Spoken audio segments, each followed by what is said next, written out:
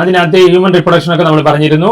Primary sex organ in മെയിൽസിൽ എന്താണ്? മെയിൽസിലെ sex organ എന്ന് പറയുന്നത് ടെസ്റ്റിസ് ആണ്. ഫീമെയിൽസിൽ എന്താണ്? ഓവറി ആണ്.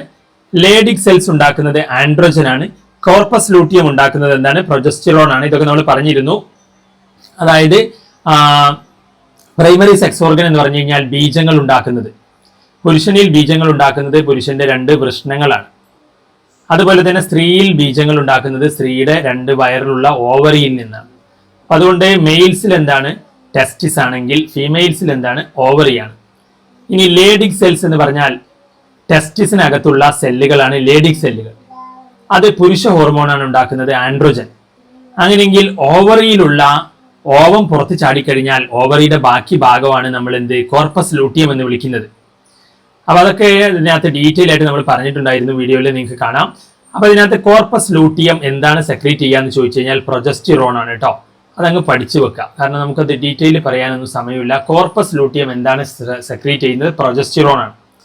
അപ്പൊ പ്രൊജസ്റ്റിറോൺ എന്തിനാണ്? പ്രഗ്നൻസി നടക്കണമെങ്കിൽ, കുഞ്ഞ് ഗർഭപാത്രത്തിൽ പറ്റി പിടിക്കണമെങ്കിൽ എന്ത് വേണം? പ്രൊജസ്റ്റിറോൺ വേണം. അത് ആരാണ് സെക്രീറ്റ് ചെയ്യുന്നത് ചോദിച്ചാൽ കോർപ്പസ് ലൂട്ടിയം ആണ്. ഓക്കെ, അപ്പൊ അത് നമ്മൾ കഴിഞ്ഞു. അടുത്ത അപ്പം ഇത് നിങ്ങൾ എന്ത് ചെയ്യുക? ഈ ഒരു സംഭവം അതിനകത്ത് ഇമ്പോർട്ടൻ്റ് ആണെന്ന് ചോദിച്ചു കഴിഞ്ഞാൽ വേണമെങ്കിൽ ചോദിക്കാം, മനസ്സിലായില്ലേ? അപ്പൊ ജസ്റ്റ് ഒന്ന് സ്ക്രീൻഷോട്ട് എടുത്ത് വെച്ചേക്കാം. ഓക്കെ, ഇനി അടുത്ത ഒരു സംഭവം ഇതിനകത്ത് നമ്മൾ പറയുന്നത് ഇതാണ്. ഇതിൽ ഏറ്റവും ഇമ്പോർട്ടൻ്റ് ആയിട്ടുള്ള ക്വസ്റ്റ്യൻ, നിങ്ങൾക്ക് എല്ലാവർക്കും അറിയുന്നുണ്ടാകും സംഭവങ്ങൾ, ഫിംബ്രിയ സംഭവങ്ങളൊക്കെ. അപ്പൊ ഇതിനകത്ത് ഏറ്റവും ഇമ്പോർട്ടൻ്റ് ആയിട്ടുള്ള ഭാഗം ഇതാണ്.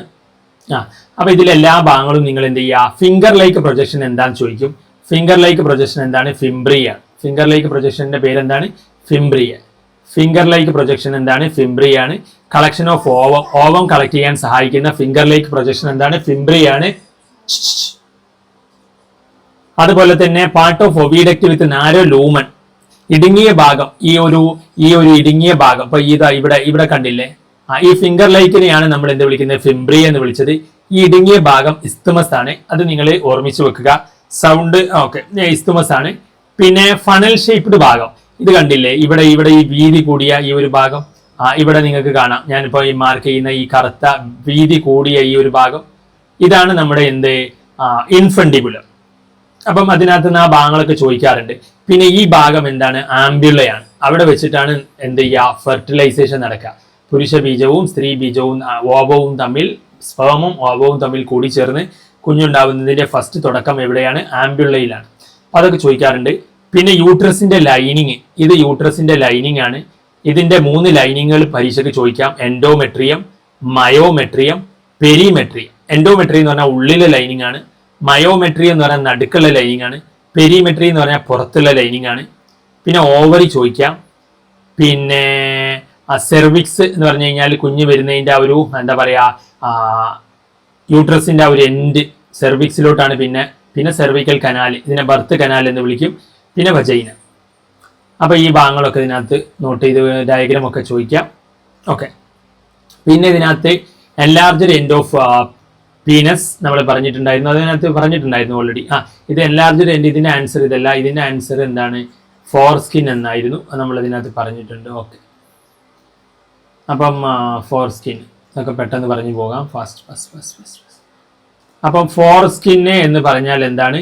പുരുഷലിംഗത്തിന്റെ അഗ്രഭാഗത്തെ ആ ഒരു തൊലിയാണ് എന്ത് വിളിക്കുന്നത്? ഫോർ സ്കിൻ എന്ന് വിളിക്കുന്നത്.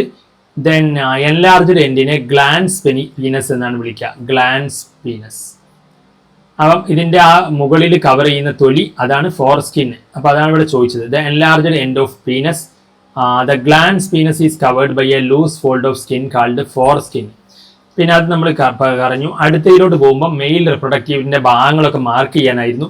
അപ്പൊ ഇതിനകത്ത് നിന്ന് എല്ലാ ഭാഗങ്ങളും നിങ്ങൾ എന്ത് ചെയ്യുക? മാർക്ക് ചെയ്യാൻ പഠിക്കുക, ഇമ്പോർട്ടൻ്റ് ആണ്. ഇതിനകത്ത് നിന്ന് ടെസ്റ്റിസ് മാർക്ക് ചെയ്യാൻ പഠിക്കുക. ഇത് ടെസ്റ്റിസ്. പിന്നെ ഇത് മൂത്രം പോകുന്ന കുഴലാണ്, യൂറിത്ര എന്നാണ് ഇതിനെ വിളിക്കുക, യൂറിത്ര. പിന്നീട് ഇത് ഇവിടെയാണ്, ഇത് സ്പേമൊക്കെ ഇവിടെ നിന്ന് ഉണ്ടായിട്ട് ഇവിടെയാണ് ബീജങ്ങൾ കളക്ട് ചെയ്ത് വെക്കുന്ന സ്ഥലം. എപ്പിഡിഡൈമിസ് എന്നാണ് ഈ ഭാഗത്തെ വിളിക്കുക, ഒരു കട്ടിയുള്ള ഒരു ഏരിയയാണ്. പിന്നെ ഇത് റെക്ടെ ടെസ്റ്റിസ് എന്ന് പറയുന്ന ഭാഗമാണ്. അതൊക്കെ നമ്മൾ അതിനകത്ത് ഡീറ്റെയിൽ ആയിട്ട് ആ ഒരു വീഡിയോ നിങ്ങൾ കണ്ടാൽ മനസ്സിലാവും, കഴിഞ്ഞ ക്ലാസ്സിൻ്റെ. പിന്നെ ഈ ഒരു ഭാഗം മുകളിൽ വാസ് എഫറൻഷിയാണ്. പിന്നെ അതൊക്കെ ചോദിക്കാറുണ്ട്. പിന്നെ ഈ ട്യൂബ് വാസ് ഡെഫറൻസ് ആണ് ഈ ട്യൂബിന്റെ പേര്. പിന്നെ ഇത് യുറീറ്റർ ആണ്, മൂത്രം വരുന്ന കുഴലാണ്. ഇത് ബ്ലാഡർ ആണ്, മൂത്രം കളക്ട് ചെയ്യുന്ന സഞ്ചിയാണ്. ഇത് സെമിനൽ വെസിക്കിൾ ആണ്, ബീജത്തിലേക്ക് ശുക്ലത്തിലേക്ക് അതിൻ്റെ കുറച്ചുകൂടി ദ്രാവകങ്ങൾ ചേർക്കുന്ന സംഭവമാണ് സെമിനൽ വെസിക്കിള്. പിന്നെ ഇത് ബൾബോ യുറീത്രൽ ഗ്ലാൻഡ് ആണ്, അതായത് ലൂബ്രിക്കേഷൻ കൊടുക്കുന്നതാണ്. സെമൻ ഇതിലൂടെ വരുന്ന സമയത്ത് സെമന് പോകാൻ വേണ്ടിയിട്ട് ഈ ഒരു ഏരിയയിൽ വഴുവഴുപ്പ് ഉണ്ടാകുന്നത് ബൾബോ യുറീത്രൽ ഗ്ലാൻഡ് ഉള്ളത് കൊണ്ടാണ്. അതുപോലെ തന്നെ പ്രോസ്റ്റേറ്റ് ഗ്ലാൻഡ്, മനസ്സിലായില്ലേ, പ്രോസ്റ്റേറ്റ്, ഇതും അതുപോലെ ശുക്ലത്തിലേക്ക് അതിൻ്റെ ദ്രാവകങ്ങളൊക്കെ ചേർത്ത് കൊടുക്കുന്നതാണ്. അപ്പം അത്തരം ഗ്ലാൻഡുകളാണ്, ആക്സസറി ഗ്ലാൻഡുകളാണ് അതെല്ലാം. അപ്പം മെയിൻ ടെസ്റ്റിസ് ആണ്, ഇവിടെയാണ് ബീജം ഉണ്ടാകുന്നത് മെയിനായിട്ട്. പിന്നെ അതിൻ്റെ ആക്സസറി ആയിട്ടുള്ള ഭാഗങ്ങളൊക്കെയാണ്. അപ്പം നമുക്ക് ഫാസ്റ്റ് ആയിട്ട് പറഞ്ഞു പോകാനേ പറ്റത്തുള്ളൂ. നമ്മൾ കഴിഞ്ഞ വീഡിയോയിൽ ഇത് ഡീറ്റെയിൽ ആയിട്ട് പറഞ്ഞിട്ടുണ്ട്. അപ്പം ഈ ഒരു ഭാഗങ്ങളൊക്കെ മാർക്ക് ചെയ്യാനൊക്കെ പഠിച്ചിട്ടുണ്ടോ? ഓക്കെ ആണെങ്കിൽ ലൈക്ക് അടിച്ച്.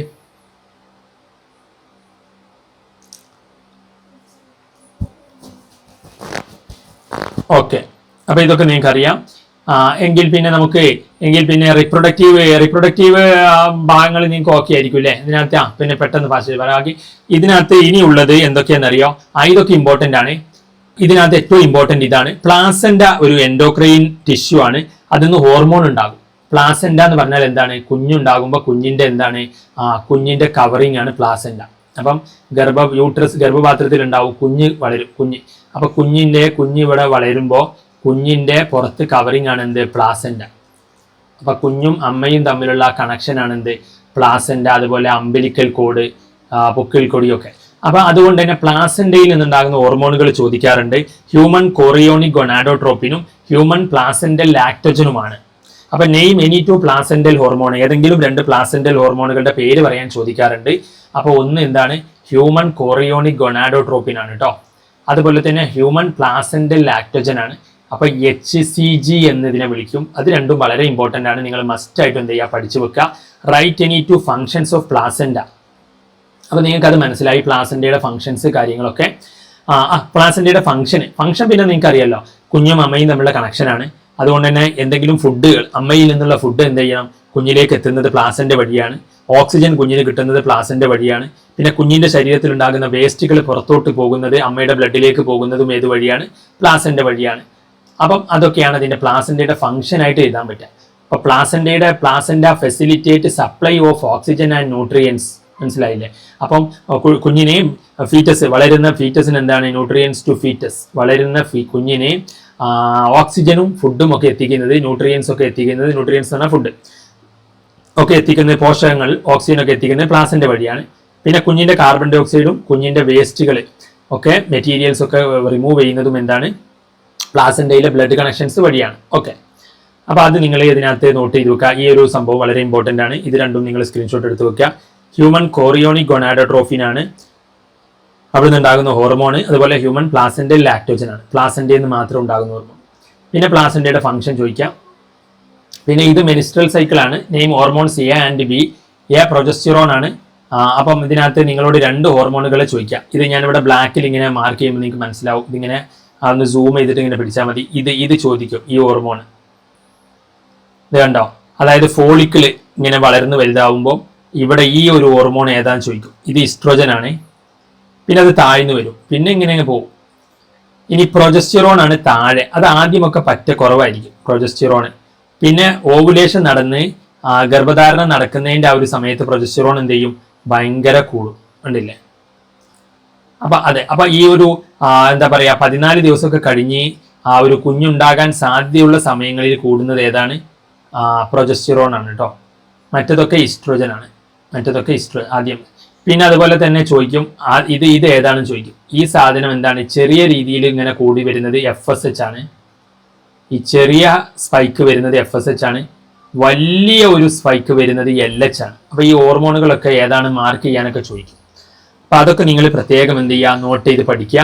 FSH ഏതാണ്, LH ഏതാണ് ഒക്കെ നമ്മൾ വീഡിയോയിൽ പറഞ്ഞിട്ടുണ്ട്. പിന്നെ ഹോർമോൺ എയും ബിയും ഇതിൽ ചോദിച്ചിട്ടുണ്ടായിരുന്നത് A ഇതും B ഇതുമാണ്. അപ്പൊ A ഇവിടെ എന്താണ്? ഈസ്ട്രോജൻ ആണ്. B പ്രൊജസ്റ്റിറോൺ ആണ്. പിന്നെ write the ovarian events during luteal face. Luteal ഫേസിൽ എന്താ നടക്കുക? ലൂട്ടിയൽ ഫേസ് എന്ന് പറഞ്ഞു കഴിഞ്ഞാൽ A പ്രൊജസ്റ്റിറോൺ ആയിരുന്നു. A ഏതായിരുന്നു? A ഇതാണ് കേട്ടോ അവർ ചോദിച്ചത്. അപ്പോൾ ഇവിടെ ചോദിച്ചത് എ ഏതാണ്? എ പ്രൊജസ്റ്റിറോൺ ഇതാണ്, എ ഇതാണ്, ബി ഇതാണ്. ഓക്കെ, അപ്പം എ പ്രൊജസ്റ്റിറോണും ബി ഇസ്ട്രോജനുമായിരുന്നു ഡയഗ്രാം. അപ്പോൾ ആ ഡയഗ്രത്തിലുള്ള സംഭവങ്ങളൊക്കെ പഠിക്കണം.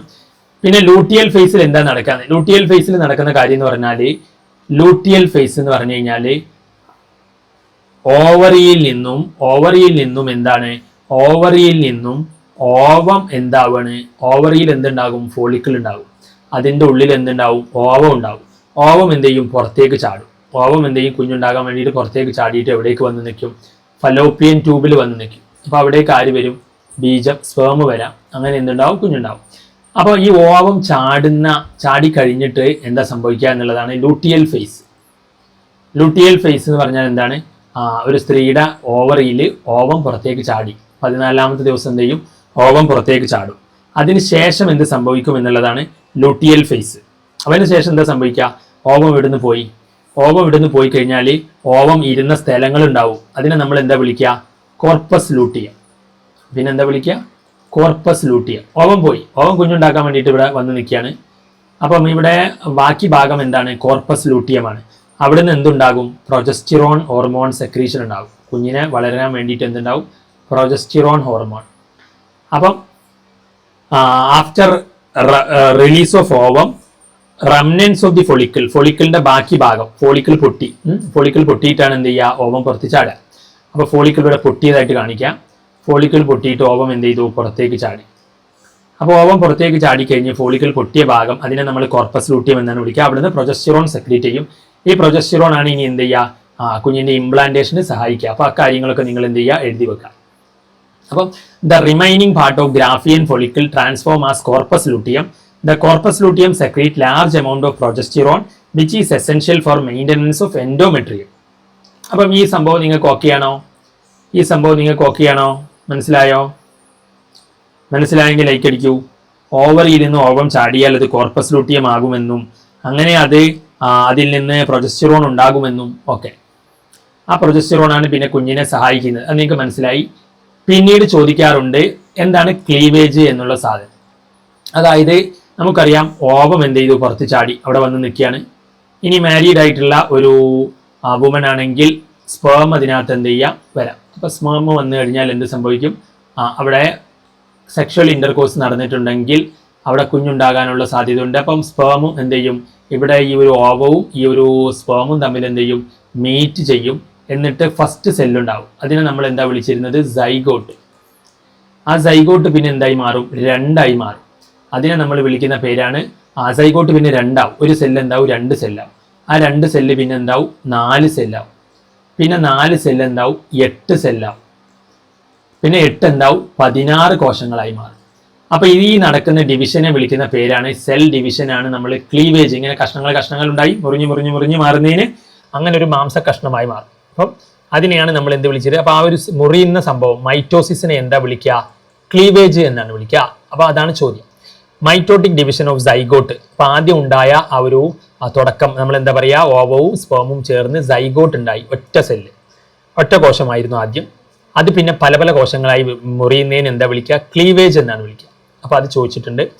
പിന്നെ ഇത് വളരെ ഇമ്പോർട്ടൻ്റ് ആണെന്ന് ഞാൻ പറഞ്ഞിരുന്നു. ലേഡിക് സെല്ലും കോർപ്പസ് ലൂട്ടിയവും. അപ്പോൾ ലേഡിക് സെല്ല് എന്താണ്? കോർപ്പസ് ലൂട്ടിയം എന്താണ്? നമ്മൾ അതിനകത്ത് പ്രത്യേകം പറഞ്ഞിരുന്നു. ലേഡിക് സെല്ല് എന്താണ്?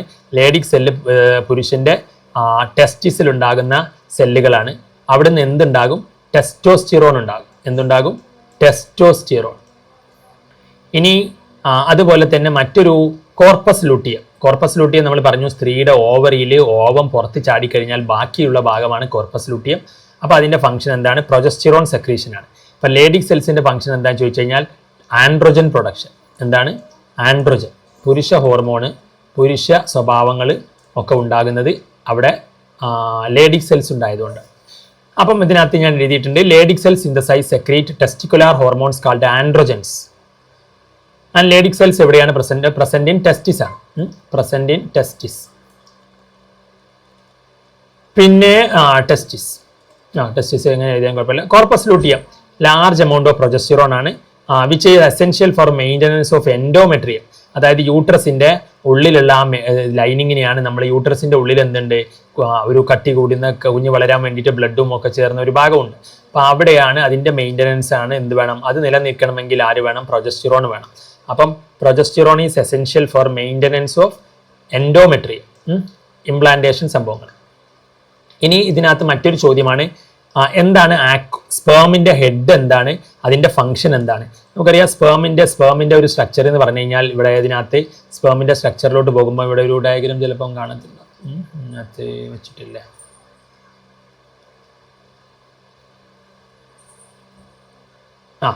ഇതാണ് സ്പേമിൻ്റെ ഡയഗ്രാം എന്ന് പറയുന്നത്. അപ്പോൾ ഈ ഡയഗ്രാം നിങ്ങൾക്ക് മാർക്ക് ചെയ്യാൻ എന്ത് ചെയ്യാം, പരീക്ഷയ്ക്ക് ചോദിക്കാം. അപ്പോൾ ഇവിടെ ചോദിച്ചത് എന്താണ്, ആക്രോസോം എന്താണ്?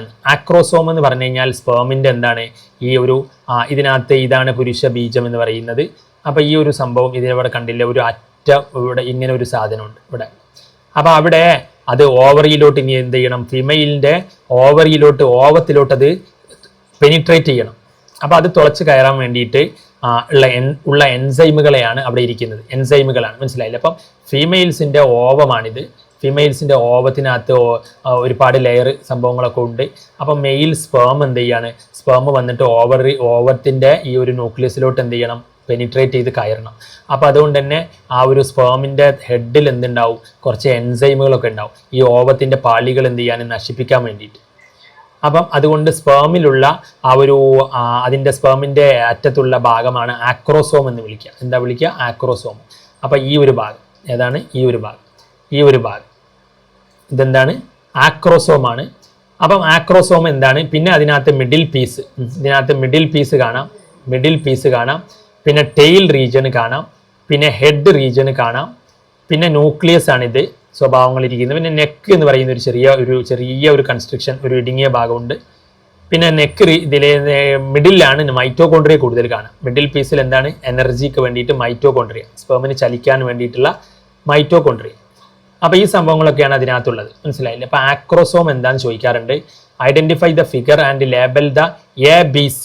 അപ്പോൾ ഇതിനകത്ത് അതിനകത്ത് എ ഏതാണെന്ന് മാർക്ക് ചെയ്യാൻ ചോദിച്ചതാണ്. നമ്മുടെ ഇത് വളരെ ഇമ്പോർട്ടൻ്റ് ആയിട്ടുള്ള ഒരു ഭാഗമാണ്. ഏതാണ് ഇവിടെ, എന്ന് പറഞ്ഞാൽ ഇതാണ്. അപ്പോൾ നമ്മൾ പറഞ്ഞിട്ടുണ്ട് ഈ ഭാഗം എന്താണ്, ആക്രോസോമാണ്. പിന്നെ ഇത് മിഡിൽ പീസാണ്, പിന്നെ ഇത് ടെയിൽ റീജിയൻ ആണ്. അതൊക്കെ നിങ്ങൾക്ക് അറിയാം. ന്യൂക്ലിയസ്, മറ്റു ഭാഗങ്ങളും ഇതിനകത്ത് പ്ലാസ്മ മെംബ്രെയിന് പുറത്തെ കവറിങ് ആണ് എന്ത്, പ്ലാസ്മ മെംബ്രെയിൻ, അതൊക്കെ പഠിച്ചു വെക്കുക.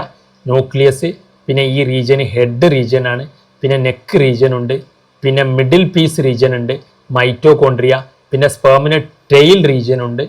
അത് സി ടെയിലാണ്, അതൊക്കെ മാർക്ക് ചെയ്യാൻ പറഞ്ഞിട്ടുണ്ട്. ബി എന്താണ്, മിഡിൽ പീസാണ്. അപ്പം ബി മാർക്ക് ചെയ്യാൻ പറഞ്ഞിട്ടുണ്ട്. അതൊക്കെ നിങ്ങൾ സൂം ചെയ്ത് നോക്കിയാൽ മനസ്സിലാവും. അപ്പോൾ ഈ ഡയഗ്രാം ഒക്കെ വളരെ ഇമ്പോർട്ടൻ്റ് ആണ്, ചോദിക്കും. അപ്പോൾ ആക്രോസോം എന്തിനാന്ന് വെച്ച് കഴിഞ്ഞാൽ എന്താണ്, സ്പേം ഓവത്തിലോട്ട് ഫെർട്ടിലൈസ് ചെയ്യാൻ ഹെൽപ്പ് ചെയ്യുന്ന എൻസൈമുകളാണ് അതിനകത്തുള്ളത്, മനസ്സിലായില്ലേ? അപ്പോൾ അതൊക്കെയാണ് അതിനകത്ത് ഇമ്പോർട്ടൻ്റ് എന്ന് പറയുന്നത്.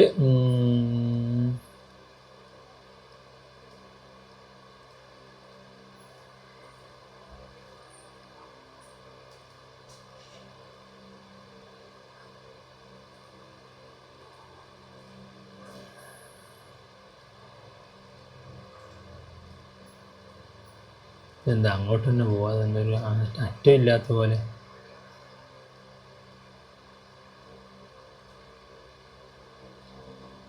പിന്നീട് ഇതിനകത്ത് അത് നമ്മൾ പറഞ്ഞു. അപ്പം ആക്രോസോം എന്താണ്, എൻസൈംസ് ആണ് അതിലുള്ളത്. ഫെർട്ടിലൈസേഷൻ ഓഫ് ഓവത്ത് എന്ത് ചെയ്യുക, സ്പേമും ബീജവും എന്താ പറയുക, മെയിൽ ബീജവും സ്പേമും ഫീമെയിൽ ഓവവും കൂടി ചേരുന്നതാണ് ഫെർട്ടിലൈസേഷൻ. അതിന് സഹായിക്കുന്ന എൻസൈമുകളാണ് അവിടെ ഉള്ളത്. പിന്നെ during luteal phase of menstrual cycle Graafian follicle എന്തായി മാറും, നമ്മൾ പറഞ്ഞിട്ടുണ്ട്. അത് ലൂട്ടിയൽ ഫേസിൽ പിന്നെ എന്താണ്, അവിടുന്ന് ഓവം പുറത്ത് ചാടി, അതാണ് ലൂട്ടിയൽ ഫേസ്. അവിടെ പിന്നെ അതെന്താണ്, കോർപ്പസ് ലൂട്ടിയമായിട്ട് മാറും. അപ്പോൾ ഈ സംഭവങ്ങളൊക്കെ അതിനകത്ത് നിങ്ങൾ ഓർമ്മിച്ച് വെക്കുക. During luteal phase of menstrual cycle Graafian follicle transforms into corpus luteum. പിന്നെ സ്പെമാറ്റോജെനിസിസും ഓജെനിസിസും എന്താണ് വ്യത്യാസം എന്നുള്ളതാണ് ചോദ്യം. സ്പെമാറ്റോജെനിസിസ് എന്ന് പറഞ്ഞു കഴിഞ്ഞാൽ പുരുഷ ബീജം ഉണ്ടാകുന്നതാണ്, സ്പേം ഉണ്ടാകുന്നതാണ്. അതിനെയാണ് സ്പെമാറ്റോജെനിസിസ് എന്ന് വിളിക്കുക. ഒരു സ്പെമാറ്റോഗോണിയെന്ന് 4 സ്പേമുകളാണ് ഉണ്ടാവുക. അവിടെ പോളാർ ബോഡി ഫോർമേഷൻ സംഭവങ്ങളൊന്നുമില്ല. അതായത് ഒരു പുരുഷൻ്റെ ടെസ്റ്റിസിനകത്ത് ഉള്ള സെല്ലുകളാണ് സ്പെമാറ്റോഗോണിയ സെല്ല്. അതിന്ന് 4 സ്പേമുകൾ ഉണ്ടാവും. ഒരു സ്പെമാറ്റോഗോണിയിൽ നിന്നുണ്ടാവും 4 സ്പേമുകൾ ഉണ്ടാവും. അപ്പോൾ സ്പെമാറ്റോജെനിസിസും oogenesis എന്താ വ്യത്യാസം എന്ന് ചോദിച്ചു കഴിഞ്ഞാൽ, സ്പെമാറ്റോജെനിസിസ് എന്ന് പറഞ്ഞു കഴിഞ്ഞാൽ സ്പേം ഉണ്ടാവുന്ന പരിപാടിയാണ്. മനസ്സിലായില്ലേ? അപ്പോൾ നിങ്ങൾ ഈ പുരുഷ ബീജം ഉണ്ടാകുന്നതിനെയാണ് എന്ത് വിളിക്കുക? സ്പെമാറ്റോജെനിസിസ് എന്ന് വിളിക്കുക. 1 സ്പെമാറ്റോഗോണി എന്തായി മാറും? 4 സ്പേമുകളായി മാറും. അവിടെ പോളാർ ബോഡി എന്ന് പറയുന്ന ഒരു സംഭവം ഒന്നും ഉണ്ടാവുന്നില്ല. അങ്ങനെ എഴുതി വെക്കാം, നോ പോളാർ ബോഡി ഫോർമേഷൻ. അത് നമ്മൾ ഡീറ്റെയിൽ ആയിട്ട് ഇപ്പം പറയാൻ, അതിനകത്ത് ഡീറ്റെയിൽ ആയി പറഞ്ഞു കഴിഞ്ഞാൽ ഇത് ഒരു ചാപ്റ്ററും കൊണ്ട് ഇരിക്കേണ്ടി വരും. അപ്പം അതുകൊണ്ട് പ്രോസസ് ഓഫ് oogenesis എന്ന് പറഞ്ഞു കഴിഞ്ഞാൽ നിങ്ങൾ മലയാളത്തിൽ പറയുന്നത് ഇങ്ങനെ മനസ്സിലാക്കി പഠിക്കുക. oogenesis എന്ന് പറഞ്ഞാൽ ഓവം ഉണ്ടാകുന്നതാണ്. മനസ്സിലായില്ലേ? അപ്പോൾ ഓവവും വേണം, സ്ത്രീയുടെ അണ്ടം വേണം, പുരുഷന്റെ ബീജവും വേണം, എന്നാലേ കുഞ്ഞുണ്ടാവുള്ളൂ. അപ്പം അതിനകത്ത് oogenesis എന്ന് പറഞ്ഞാൽ എന്താണ്? ഫീമെയിലിന്റെ ഓവം ഉണ്ടാകുന്നതാണ്. Process of formation of mature female gamete. Mature ആയിട്ടുള്ള ഫീമെയിൽ ഗാമീറ്റ് ഉണ്ടാവുന്നതിനെയാണ് oogenesis എന്ന് വിളിക്കുക. അപ്പോൾ ഒരു ഊഗോണിയെന്ന് ഒരു ഓവമേ ഉണ്ടാവുള്ളൂ. നേരത്തെ സ്പെമാറ്റോഗോണിയെന്ന് എന്താ? ഒരു സ്പെമാറ്റോഗോണിയെന്ന് 4 സ്പേം ഉണ്ടാവും. പുരുഷന്റെ ഒരു സ്പെമാറ്റോഗോണിയെന്ന് എന്തുണ്ടാവും? 4 സ്പേം ഉണ്ടാവും. അതുകൊണ്ട് തന്നെ കോടിക്കണക്കിന് സ്പേമുകൾ ഉണ്ടാവും. ഒരൊറ്റ ശുക്ലത്തിൽ തന്നെ എന്തുണ്ടാവും? കോടിക്കണക്കിന് സ്പേമുകൾ ഉണ്ടാവും. അതിൽ ഒരൊറ്റ സ്പേമാണ് എന്ത് ചെയ്യുക? കുഞ്ഞുണ്ടാക്കുക. ബാക്കി സ്പേമുകളൊക്കെ എന്തായി പോകും? നശിച്ചു പോകും. അപ്പം അതുകൊണ്ട് തന്നെ ഒരു സ്പെമാറ്റോഗോണിയിൽ തന്നെ 4 സ്പേമുകൾ ഉണ്ടാവും. ഇനി ഒരു ഊഗോണിയൊക്കെ എന്താണ്? ഒരു ഓവമേ ഉണ്ടാവുള്ളൂ. മനസ്സിലായില്ല? അതാണ് വ്യത്യാസം. ഒരു സ്പെമാറ്റോഗോണിയിൽ നിന്ന് 4 സ്പേമുകൾ ഉണ്ടാവും, സ്പെമാറ്റിഡ് ഉണ്ടാവും. പക്ഷേ ഒരു ഊഗോണിയിൽ നിന്ന് ഒരു ഓവമേ ഉണ്ടാവുള്ളൂ. അത് മാത്രമല്ല അവിടെ പോളാർ ബോഡീസ് എന്ന് പറയുന്ന സംഭവം ഉണ്ടാവും. ഓവം ഉണ്ടാകും, എന്തുണ്ടാവും? പോളാർ ബോഡീസ് ഉണ്ടാകും. അപ്പോൾ അതൊക്കെയാണ് വ്യത്യാസം. അതങ്ങ് പഠിച്ചു വെച്ചാൽ മതി. ഓക്കെ. ദെൻ പിന്നീട് അതിനകത്ത് നെക്സ്റ്റ് കാറ്റഗറിയിലോട്ട് നമ്മൾ പോകുമ്പോൾ പിന്നെ ഇമ്പോർട്ടൻ്റ്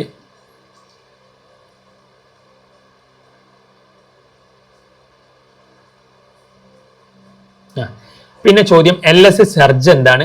ഫെർട്ടിലൈസേഷൻ എന്താ? ഇതിനകത്ത് മാച്ച് ചെയ്യാനാണ്. LH കൂടുന്നത് എപ്പോഴാണ്? ഓവുലേഷനോടനുബന്ധിച്ചാണ്. പരീക്ഷയ്ക്ക് എപ്പോഴും ചോദിക്കുന്നതാണ് LH എപ്പോഴാണ് കൂടുക? ഓവുലേഷൻ. ഒരു സ്ത്രീയുടെ അണ്ടോൽപാദനം, അണ്ടം പുറത്ത് ചാടുമ്പോഴാണ് എന്ത് ചെയ്യുക? LH ലൂട്ടിനൈസിങ് ഹോർമോൺ കൂടുക. ലേഡിക് സെൽസ് നമ്മൾ പറഞ്ഞതാണ് പുരുഷ ഹോർമോൺ ഉണ്ടാക്കും. ആംബുള്ള നമ്മൾ പറഞ്ഞിരുന്നു എന്താണ്? ഫെർട്ടിലൈസേഷൻ നടക്കുന്നത് അവിടെ വെച്ചിട്ടാണ്. പുരുഷ ബീജവും സ്ത്രീയുടെ അണ്ടവും തമ്മിൽ കൂടിച്ചേരുന്നത് എവിടെ വെച്ചിട്ടാണ്? ഗർഭപാത്രത്തിന്റെ ഫലോപ്പിയൻ ട്യൂബിന്റെ ആംബുള്ളയിൽ വെച്ചിട്ടാണ്. അപ്പൊ ആംബുള്ള എന്താണ്? ഫെർട്ടിലൈസേഷനാണ്. പിന്നെ സെർട്ടോളി സെല്ലുകൾ എന്താണ്? സെർട്ടോളി എന്ന് പറയുമ്പോൾ നിങ്ങൾ ഫെർട്ടോളി എന്ന് ഓർത്തുക. അതായത് സ്പേമുകൾക്ക് ഫുഡ് കൊടുക്കുന്നത്. സ്പേമുകൾക്ക് ഫുഡ് കൊടുക്കുന്ന സെല്ലുകളാണെന്ത്? സെർട്ടോളി സെല്ലുകൾ. അതായത് ഒരു പുരുഷന്റെ ടെസ്റ്റിസിനകത്ത് എന്തുണ്ട്? നമ്മൾ കുറേ കമ്പാർട്ട്മെന്റുകൾ ഉണ്ടെന്ന് പറഞ്ഞിരുന്നു. അപ്പോൾ അതിനകത്ത് എന്തുണ്ടായിരുന്നു? ഒരു ട്യൂബ് ഉണ്ടായിരുന്നു. ആ ട്യൂബിലാണ് എന്ത്? സെമിനിഫറസ് ട്യൂബുകൾ. ഇവിടെയാണ് സ്പേം ഉണ്ടാവുക. മനസ്സിലായില്ലേ? സ്പേമുകൾ ഇതിനകത്താണ് ഉണ്ടാവുക. ഈ സ്പേമുകൾക്ക് ഫുഡ് കൊടുക്കാൻ വേണ്ടിയിട്ട് ഇവിടെയുള്ള പ്രത്യേക കോശങ്ങളാണ് സെർട്ടോളി സെല്ലുകൾ. എന്താണ്? സെർട്ടോളി സെല്ലുകൾ. അപ്പോൾ ഒരു പുരുഷ ബീജത്തിന് ഫുഡ് കൊടുക്കുന്ന സെല്ലുകളാണ് സെർട്ടോളി സെല്ലുകൾ. അപ്പം സെർട്ടോളി സെല്ലുകൾ നിങ്ങൾക്ക് മനസ്സിലായി, സെർട്ടോളി സെൽസ്. അപ്പോൾ ഈ സംഭവങ്ങൾ ഓക്കെ അല്ലേ? Nutrition to sperm, Sertoli cell okay അല്ലേ? സെർട്ടോളി സെൽസ് ഓക്കെ അല്ലേ? അതുപോലെ ലേഡിക് സെൽസ് ഒക്കെ നേരത്തെ പറഞ്ഞതാണ്. ആംബുള്ള നമ്മൾ പറഞ്ഞിട്ടുണ്ട്. നമ്മുടെ ഫസ്റ്റ് അഡ്രസ് ആംബുള്ളയിലാണ്. അവിടെ വെച്ചിട്ടാണ് ഫാദറിന്റെ സ്പേമും മദറിന്റെ ഓവവും കൂടി ചേരുന്നത് ആംബുള്ളയിൽ വെച്ചിട്ടാണ്. സോ അതുകൊണ്ട് തന്നെ നിങ്ങളുടെ സ്റ്റാർട്ടിങ്, നിങ്ങളുടെ തുടക്കം എന്ന് പറയുന്നത് ആംബുള്ളയാണെന്ന് പറഞ്ഞിരുന്നു നമ്മൾ. അപ്പോൾ അതുകൊണ്ട് ആംബുള്ള അത് ഓർത്ത് വെക്കുക. ആംബുള്ളയിലാണ് ബീജസങ്കലനം നടക്കുന്നത്, ഫെർട്ടിലൈസേഷൻ. പിന്നീട് മന്ത്സ് ഓഫ് പ്രഗ്നൻസി. ഇതിനകത്ത് ഇത് ചോദിക്കാറുണ്ട്, ഏതൊക്കെ മാസങ്ങളിൽ കുഞ്ഞിന് എന്തൊക്കെ സംഭവിക്കുന്നു. ഫസ്റ്റ് മന്തിൽ എന്താണ്? ഹാർട്ട് സൗണ്ട് കേൾക്കും. ഫസ്റ്റ് മാസം എന്താണ്? കുഞ്ഞുണ്ടാകുന്നതിൻ്റെ ഫസ്റ്റ് മന്തിൽ തന്നെ എന്ത് ചെയ്യും? ഹാർട്ട് സൗണ്ട് കേൾക്കും. സെക്കൻഡ് മന്തിൽ എന്താണ്? ലിംസ്, ഡിജിറ്റ്സ് ഒക്കെ ഡെവലപ്പ് ചെയ്യും. സെക്കൻഡ് മന്തിൽ എന്താണ്? ലിംസ്, ഡിജിറ്റ്സ് ഒക്കെ ഡെവലപ്പ് ചെയ്യും. ഫിഫ്ത്ത് മന്തിൽ എന്താണ്? മൂവ്മെന്റ് ഓഫ് ഫീറ്റസ്, അനങ്ങാൻ തുടങ്ങും. കുഞ്ഞിന്റെ അനക്കം, കുഞ്ഞിങ്ങനെ വയറ്റിൽ ചവിട്ടുന്നതൊക്കെ ആയിട്ട് തോന്നാൻ സാധിക്കുന്നത് ഒരു 5ാമത്തെ മാസമൊക്കെ ആകുമ്പോഴാണ്. 6ാമത്തെ മാസം ആകുമ്പോഴേക്കും എന്ത് ചെയ്യും? കൺപോളകൾ, പുരികങ്ങളൊക്കെ വന്നു തുടങ്ങും. Eyelids R separated, eyelashes are formed. മനസ്സിലായില്ലേ? അപ്പോൾ ഇത് ചോദിക്കാറുണ്ട്. ഫസ്റ്റ് മന്തിൽ ഹാർട്ട് സൗണ്ട്, സെക്കൻഡ് മന്തിൽ കാല്, കൈകാലികളൊക്കെ ഡെവലപ്പ് ചെയ്യുന്നു, ലിംസ് ആൻഡ് ഡിജിറ്റ്സ് ഡെവലപ്ഡ്. അപ്പോൾ ഇത് സ്ക്രീൻഷോട്ട് എടുത്ത് വെക്കുക. പിന്നെ അടുത്ത 5th മന്തിലാണ് കുഞ്ഞിന് എന്ത് ചെയ്യുക? അനക്കം വന്നത്, അനങ്ങുന്നതും ചവിട്ടുന്നതൊക്കെ അറിയാൻ പറ്റുന്നത്. 6ാം മന്തിൽ എന്ത് ചെയ്യും? മുടികളൊക്കെ അതിനകത്ത് എന്ത് ചെയ്യും? വന്നു തുടങ്ങും. കൺപോളകളും പുരികങ്ങളൊക്കെ കൺപോളകളൊക്കെ എന്ത് ചെയ്യും? സെപ്പറേറ്റ് ചെയ്യാൻ തുടങ്ങും. പുരികമൊക്കെ വന്നു തുടങ്ങും. അപ്പോൾ ഇതിനകത്ത് നമ്മൾ 6ാം മാസം, 5ാം മാസം പറഞ്ഞു. ഫസ്റ്റ് മന്ത് ഹാർട്ട് സൗണ്ട് പറഞ്ഞു. Second month limbs and digits പറഞ്ഞു. ഓക്കെ, പിന്നീട് LSH FSHന്റെ റോള് ചോദിക്കാറുണ്ട്. LSH എന്താണ്? ഓവത്തെ പുറത്ത് ചാടിക്കുന്നതാണ്, ഓവുലേഷൻ. നമ്മൾ പറഞ്ഞിട്ടുണ്ട് LSH അല്ല LH ആണ്. LH എന്താണ്? ഓവത്തെ പുറത്ത് ചാടിക്കുന്നതാണ്. LH എന്താണ്? Luteinising hormone, acts on Leydig cells, androgen പുരുഷ ഹോർമോൺ ഉണ്ടാക്കും. അതിനകത്ത് ചോദ്യം ഇതാണ്, സ്പെമാറ്റോജെനിസിസിൽ പുരുഷന്മാരിൽ എന്താണ് റോൾ എന്നാണ്. സ്ത്രീകളിലാണ് എന്ത് ചെയ്യുന്നത്? ഓവം പുറത്ത് ചാടിക്കുന്നത്. പുരുഷന്മാരിൽ LHഉം FSHഉം എന്താ ചെയ്യുന്നത്? പുരുഷനിൽ LH വന്നിട്ട് എവിടെ ഇരിക്കും? ലേഡിക് സെല്ലിൽ ഇരിക്കും. അപ്പൊ ലേഡിക് സെല്ലിൽ നിന്ന് എന്തുണ്ടാകും? ടെസ്റ്റോസ്റ്റിറോൺ ഉണ്ടാകും, പുരുഷ ഹോർമോൺ ഉണ്ടാകും. അപ്പോഴാണ് പുരുഷനിൽ എന്തുണ്ടാവുക? ബീജം ഉണ്ടാകാനൊക്കെ തുടങ്ങുന്ന സംഭവങ്ങളൊക്കെ. അപ്പം FSH എന്താ ചെയ്യുന്നത്? FSH ഈ ഒരു പുരുഷ ഹോർമോണിന്റെ കൂടെ ചേർന്നിട്ട് എന്ത് ചെയ്യും? ബീജം ഉണ്ടാകാൻ സഹായിക്കും, സ്പെമാറ്റോജെനിസിസ്. അപ്പം ഇതൊക്കെയാണ് അതിനകത്ത്. ഇതൊക്കെ എന്താണ്? അപ്പം അതിനകത്ത് മനസ്സിലാക്കിയിട്ട് ഞാൻ ഒന്നുകൂടി പറഞ്ഞുതരാം. ബ്രെയിനിൽ ഇരിക്കുന്ന ഒരു സാധനമാണ് എന്ത്? LH. ബ്രെയിനിൽ നിന്ന് വരുന്ന പിറ്റ്യൂട്ടറി എന്ന് പറയുന്ന ഒരു ഗ്ലാൻഡ് ഉണ്ട് തലച്ചോറിൽ. തലച്ചോറിൽ നിന്ന് വരുന്ന 2 കെമിക്കലുകളുടെ പേരാണ് LHഉം FSHഉം. LH എവിടെയൊക്കെ ചെല്ലുമെന്ന് വെച്ച് കഴിഞ്ഞാൽ LH പുരുഷന്റെ ടെസ്റ്റിസിലോട്ട് പോകും. മനസ്സിലായില്ലേ? ടെസ്റ്റിസിലോട്ട് പോയിട്ട്, ടെസ്റ്റിസിൽ ഞാൻ പറഞ്ഞിരുന്നു ലേഡിക് സെൽസ് ഉണ്ട്. എന്തുണ്ട്? Leydig cells. അവിടെ പോയിട്ട് ലേഡിക് സെൽസിനോട് പറയും ആൻഡ്രോജൻ പുരുഷ ഹോർമോൺ ഉണ്ടാക്കാൻ. അപ്പോഴാണ് പുരുഷന്റെ സ്വഭാവങ്ങൾ, പുരുഷന്റെ ബീജം പ്രൊഡക്ഷന് കാര്യങ്ങൾ, സ്പേമിൻ്റെ പ്രൊഡക്ഷന്, അതുപോലെ തന്നെ സെക്കൻഡറി ഹെയർ ക്യാരക്ടറിസ്റ്റിക്സ്, മീശ, അത്തരം കാര്യങ്ങളൊക്കെ വരുന്നത് ഈ ആൻഡ്രോജൻ ഉണ്ടാവുന്നുണ്ട്. അതുപോലെ തന്നെ FSH എന്താണ്? FSH എന്ന് പറഞ്ഞു കഴിഞ്ഞാൽ ഇനി എന്ത് ചെയ്യും? ഈ ആൻഡ്രോജന്, ഇത് പുരുഷ ഹോർമോൺ ഉണ്ടായി. പുരുഷ ഹോർമോൺ ഉണ്ടായി കഴിഞ്ഞാൽ ഇനി ഇതിൻ്റെ ഈ ട്യൂബിൻ്റെ ഉള്ളിൽ എന്ത് ചെയ്യണം? ബീജങ്ങൾ ഉണ്ടാവണം. ഇനി അടുത്ത ജനറേഷൻ, അടുത്ത തലമുറ ഉണ്ടാകാൻ വേണ്ടിയിട്ട്, കുഞ്ഞുണ്ടാകാൻ വേണ്ടിയിട്ടുള്ള ബീജങ്ങൾ എന്ത് ചെയ്യണം? ഇവിടെ നിന്ന് പ്രൊഡ്യൂസ് ചെയ്ത് തുടങ്ങണം. ഒരു 10, 14, 15 വയസ്സാകുമ്പോഴേക്ക് ഇത് പ്രൊഡക്ഷൻ തുടങ്ങണം. അപ്പോൾ അതുകൊണ്ട് തന്നെ ഇവിടെ ഈ ആൻഡ്രോജൻ ഉണ്ടാകും. മനസ്സിലായില്ലേ? അപ്പം ബ്രെയിൻ LH വന്നിട്ട് എന്ത് ചെയ്യും? ആൻഡ്രോജൻ ഉണ്ടാക്കും. ഈ ആൻഡ്രോജനും പിന്നെ ഇവിടെ നിന്ന് FSH വരുന്നുണ്ടല്ലോ, ഈ FSHഉം ആൻഡ്രോജനും കൂടി ചേർന്നിട്ട് എന്ത് ചെയ്യും? ബീജങ്ങൾ ഉണ്ടാക്കും, സ്പെമാറ്റോജെനിസിസ്. അപ്പോൾ ആദ്യം LH വരും. LH വന്നിട്ട് എന്തുണ്ടാവും? ആൻഡ്രോജൻ ഉണ്ടാവും, പുരുഷ ഹോർമോൺ. പുരുഷ ഹോർമോൺ ഉണ്ടായി കഴിഞ്ഞാൽ പിന്നെ എന്തുണ്ടാവണം? പുരുഷനാണെങ്കിൽ ബീജം ഉണ്ടാവണം. അപ്പം പിന്നെ എന്ത് ചെയ്യും? അവിടുന്ന് സ്പെമാറ്റോജെനിസിസ് ഉണ്ടായി തുടങ്ങും. സ്പെമാറ്റോജെനിസിസ്. മനസ്സിലായില്ലേ? സ്പെമാറ്റോജെനിസിസ്. അപ്പോൾ FSHന്റെ റോൾ എന്താണെന്ന് ചോദിച്ചു കഴിഞ്ഞാൽ സ്പെമാറ്റോജെനിസിസ് ആണ്. LHന്റെ റോൾ എന്താണെന്ന് വെച്ച് കഴിഞ്ഞാൽ ആൻഡ്രോജൻ പ്രൊഡക്ഷനാണ്. അപ്പോൾ ഒക്കെ നമ്മൾ പറഞ്ഞിട്ടുണ്ട്. FSH എന്താണ്? Act on Sertoli cell and stimulate secretion of some factors which help in spermiogenesis. അപ്പോൾ സ്പേമിൻ്റെ പ്രൊഡക്ഷൻ, സ്പേമിൻ്റെ പ്രൊഡക്ഷൻ അതിനകത്ത് സ്പെമാറ്റോസോവ, സ്പേം എന്തായി മാറണം? സ്പെമാറ്റിഡുകൾ സ്പെമാറ്റോസോവ ആയി മാറണം. അപ്പോൾ സ്പേമിൻ്റെ പ്രൊഡക്ഷന് ഹെൽപ്പ് ചെയ്യുന്നു എന്നുള്ളതാണ് എന്ത്? FSHന്റെ റോൾ. അപ്പോൾ FSH ഹെൽപ്പ് ഇൻ സ്പെമാറ്റോജെനിസിസ് എന്ന് പറയാം സിമ്പിൾ ആക്കിയിട്ട്. അതെല്ലാം ഡീറ്റെയിൽ ആയിട്ട് പറയണമെങ്കിൽ നിങ്ങൾക്ക് FSH സെർട്ടോളി സെല്ലിൽ ആക്ട് ചെയ്തിട്ട് അവിടെ നിന്നൊരു എന്ത് ചെയ്യും? ചില ഫാക്ടേഴ്സ് ഉണ്ടാകും സെർട്ടോളി സെല്ലിൽ നിന്ന്. അതെന്ത് ചെയ്യും? സ്പെമിയോജെനിസിസിൽ ഹെൽപ്പ് ചെയ്യും. സ്പെമിയോജെനിസിസ് എന്ന് പറഞ്ഞാൽ എന്താണ്? സ്പെമാറ്റോസോവ ആയി മാറുന്ന പരിപാടിയാണ് സ്പെമിയോജെനിസിസ്. മനസ്സിലായില്ലേ? അപ്പം സ്പെമിയോജെനിസിസ് എന്ന് പറഞ്ഞാൽ എന്താണ്? സ്പെമിയോജെനിസിസ് എന്ന് പറഞ്ഞാൽ ഫൈനൽ സ്റ്റേജ് ആണ് സ്പെമാറ്റോജെനിസിസിന്റെ. അപ്പം നമ്മളിപ്പം ഒരു സ്പെമിയോജെനിസിസിൽ സഹായിക്കുന്ന സംഭവമാണ് എന്ത്? ഈ ഒരു FSH എന്ന് പറഞ്ഞാൽ. അപ്പോൾ FSHന്റെ പണി എന്താ?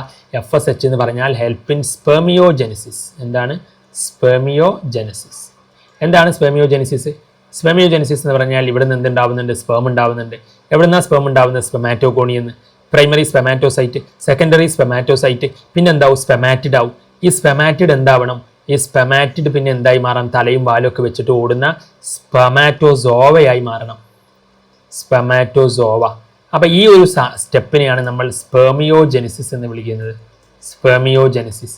അപ്പോൾ ഇത് നടക്കണമെങ്കിൽ ആര് വേണം? FSH വേണം.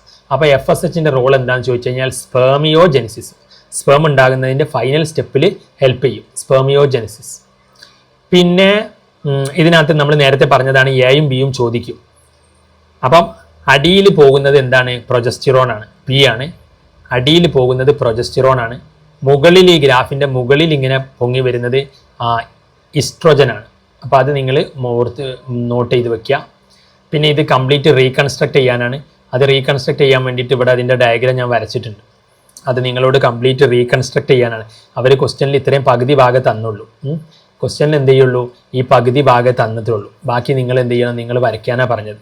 കണ്ടില്ലേ ഈ സംഭവം? ഇതാ ക്വസ്റ്റ്യനിൽ അവർ ഇത്രയേ തന്നത്. ഇത്രയും ഭാഗം മാത്രം, ഈ മഞ്ഞ കാണിച്ച ഭാഗം മാത്രം. അപ്പം നിങ്ങൾ ബാക്കി എന്ത് ചെയ്യണം, റീകൺസ്ട്രക്ട് ചെയ്യാനാണ്. പിന്നെ കോർപ്പസ് ലൂട്ടിയത്തിൻ്റെ ഹോർമോൺ എന്താണ്, അതിൻ്റെ ഫംഗ്ഷൻ എന്താണ്, അതൊക്കെ നമ്മൾ പറഞ്ഞതാണ്. കോർപ്പസ് ലൂട്ടിയം എന്താണ് ഉണ്ടാക്കുക, പ്രൊജസ്റ്റിറോൺ ആണ്. അത് എൻഡോമെട്രിയത്തിൻ്റെ മെയിൻ്റനൻസ് അല്ലെങ്കിൽ പ്രഗ്നൻസി പോസിബിൾ ആകണമെങ്കിൽ ആര് വേണം, നമ്മളെ പ്രൊജസ്റ്റിറോൺ വേണം എന്നൊക്കെ പറഞ്ഞിരുന്നു. പിന്നെ ഇതാണ് അതിൻ്റെ കംപ്ലീറ്റ് ഡയഗ്രാം, നിങ്ങളോട് റീകൺസ്ട്രക്ട് ചെയ്യാനാണ് പറഞ്ഞിരിക്കുന്നത്. പിന്നീട് മിൽക്ക് പ്രൊഡ്യൂസർ ഡ്യൂറിങ്, ആദ്യമൊക്കെ ഉണ്ടാകുന്ന പാല്, അതിനകത്ത് കുഞ്ഞ് ജനിച്ച ഉടനെയുള്ള ഫസ്റ്റ് മിൽക്കിനെ നമ്മൾ എന്താ വിളിക്കുക, കൊളസ്ട്രം എന്നാണ് വിളിക്കുക. കുഞ്ഞിൻ്റെ ആരോഗ്യത്തിന് വളരെ എന്താ പറയുക അത്യാവശ്യമായിട്ടുള്ള ഒരു സംഭവമാണ്. പണ്ടൊക്കെ ആളുകൾ പ്രസവിച്ചു കഴിഞ്ഞാൽ ഫസ്റ്റ് മിൽക്ക് എന്ത് ചെയ്യുമായിരുന്നു, ഒഴിവാക്കി കളയുമായിരുന്നു. പക്ഷേ ഇപ്പം എന്താണ് ഇതിനകത്ത് ഏറ്റവും ഇമ്പോർട്ടൻ്റ് ആണ്, അതെന്താണ്, കുഞ്ഞിൻ്റെ പ്രതിരോധ ശക്തിക്കൊക്കെ വേണ്ടിയിട്ട് കുഞ്ഞിന് ആദ്യത്തെ കിട്ടേണ്ട പാലിനെയാണ് എന്ത് വിളിക്കുന്നത്, കൊളസ്ട്രം എന്ന് വിളിക്കുന്നത്. പിന്നെ അതിനകത്ത് ഓവം മെച്ചർ, ഓവം പൊട്ടാനായി, ഓവം പുറത്തേക്ക് ചാടാനായി കഴിഞ്ഞാൽ ഫോളിക്കിളിനെ എന്താ വിളിക്കുക, ഗ്രാഫിയൻ ഫോളിക്കിൾ എന്നാണ് ആ സമയത്ത് ഫോളിക്കിളിനെ വിളിക്കുക. പിന്നെ എംബ്രിയോക്ക് 16 സെല്ലുകൾ, നമ്മൾ പറഞ്ഞിരുന്നു എംബ്രിയോ എന്ന് പറഞ്ഞാൽ ആദ്യം എന്താണ്, ഒറ്റ സെല്ലാണ്, പിന്നെ അത് 2 സെല്ലാവും, പിന്നെ 3, 4 സെല്ലാവും, പിന്നെ 8 സെല്ലാവും, അങ്ങനെ 16 സെല്ല്, 8 മുതൽ 16 സെല്ല് വരെ നമ്മൾ ആ സ്റ്റേജിനെ മോറുല എന്നാണ് വിളിക്കുക. പിന്നെ യൂട്രസിൻ്റെ ലൈനിങ് നമ്മൾ പറഞ്ഞിരുന്നു, പെരിമെട്രിയം, മയോമെട്രിയം, എൻഡോമെട്രിയം ഒക്കെ യൂട്രസിൻ്റെ ഉള്ളിലുള്ള ലൈനിങ് ആണ്. ഏറ്റവും ഉള്ളിൽ എൻഡോമെട്രിയം, നടുക്ക് മസിൽ മയോമെട്രിയം, അതൊക്കെ നമ്മൾ പറഞ്ഞിരുന്നു. പിന്നെ ഇതിനകത്ത് ഇത് ഏറ്റവും ഇമ്പോർട്ടൻ്റ് ഒരു ഡയഗ്രമാണ്. ഈ ഡയഗ്രാം കാണിച്ചിട്ട് നിങ്ങളോട് ചോദിക്കും, identify and rate the embryonic stage, ഇത് ഏത് സ്റ്റേജാണ്. അപ്പം നിങ്ങൾ പറയണം. ഇതിനകത്ത് ഞാൻ പറഞ്ഞിട്ടുണ്ടായിരുന്നു, ഇത് വളരെ ഇമ്പോർട്ടൻ്റ് ആണ്, ഇതൊരു 5 സ്റ്റാർ ക്വസ്റ്റ്യൻ ആണ്, ഇത് പഠിക്കാണ്ട് പോകരുത്. ഇത് കുഞ്ഞുണ്ടാവുമ്പോൾ എന്താണ്, കുഞ്ഞ് ഒരു കോശമാണ്, പിന്നെന്താണ് 2 കോശം, പിന്നെന്താവും 4 കോശം, അങ്ങനെ 8, 16 കുറേ കോശങ്ങളാവും, മോറൂല. പിന്നെ കുറച്ച് കഴിഞ്ഞാൽ എന്തായി മാറുന്നറിയോ, ഈ കോശങ്ങളൊക്കെ ഇങ്ങനെ അറേഞ്ച്മെൻറ്റ് മാറും.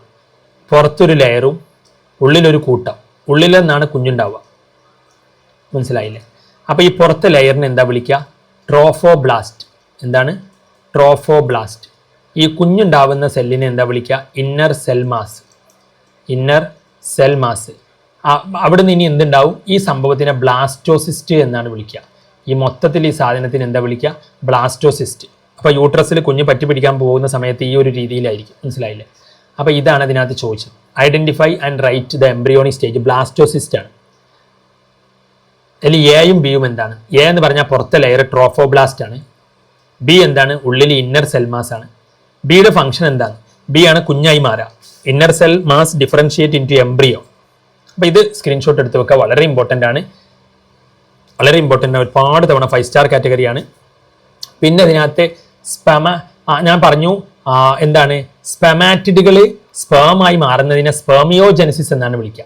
എന്താണ് സ്പെർമിയോജെനിസിസ്, അപ്പോൾ അതിനകത്ത് സ്പെർമിയോജെനിസിസ് നമ്മൾ പറഞ്ഞിരുന്നു. സ്പെർമിയോജെനിസിസ് നിങ്ങൾക്ക് അറിയുന്നുണ്ടാവും.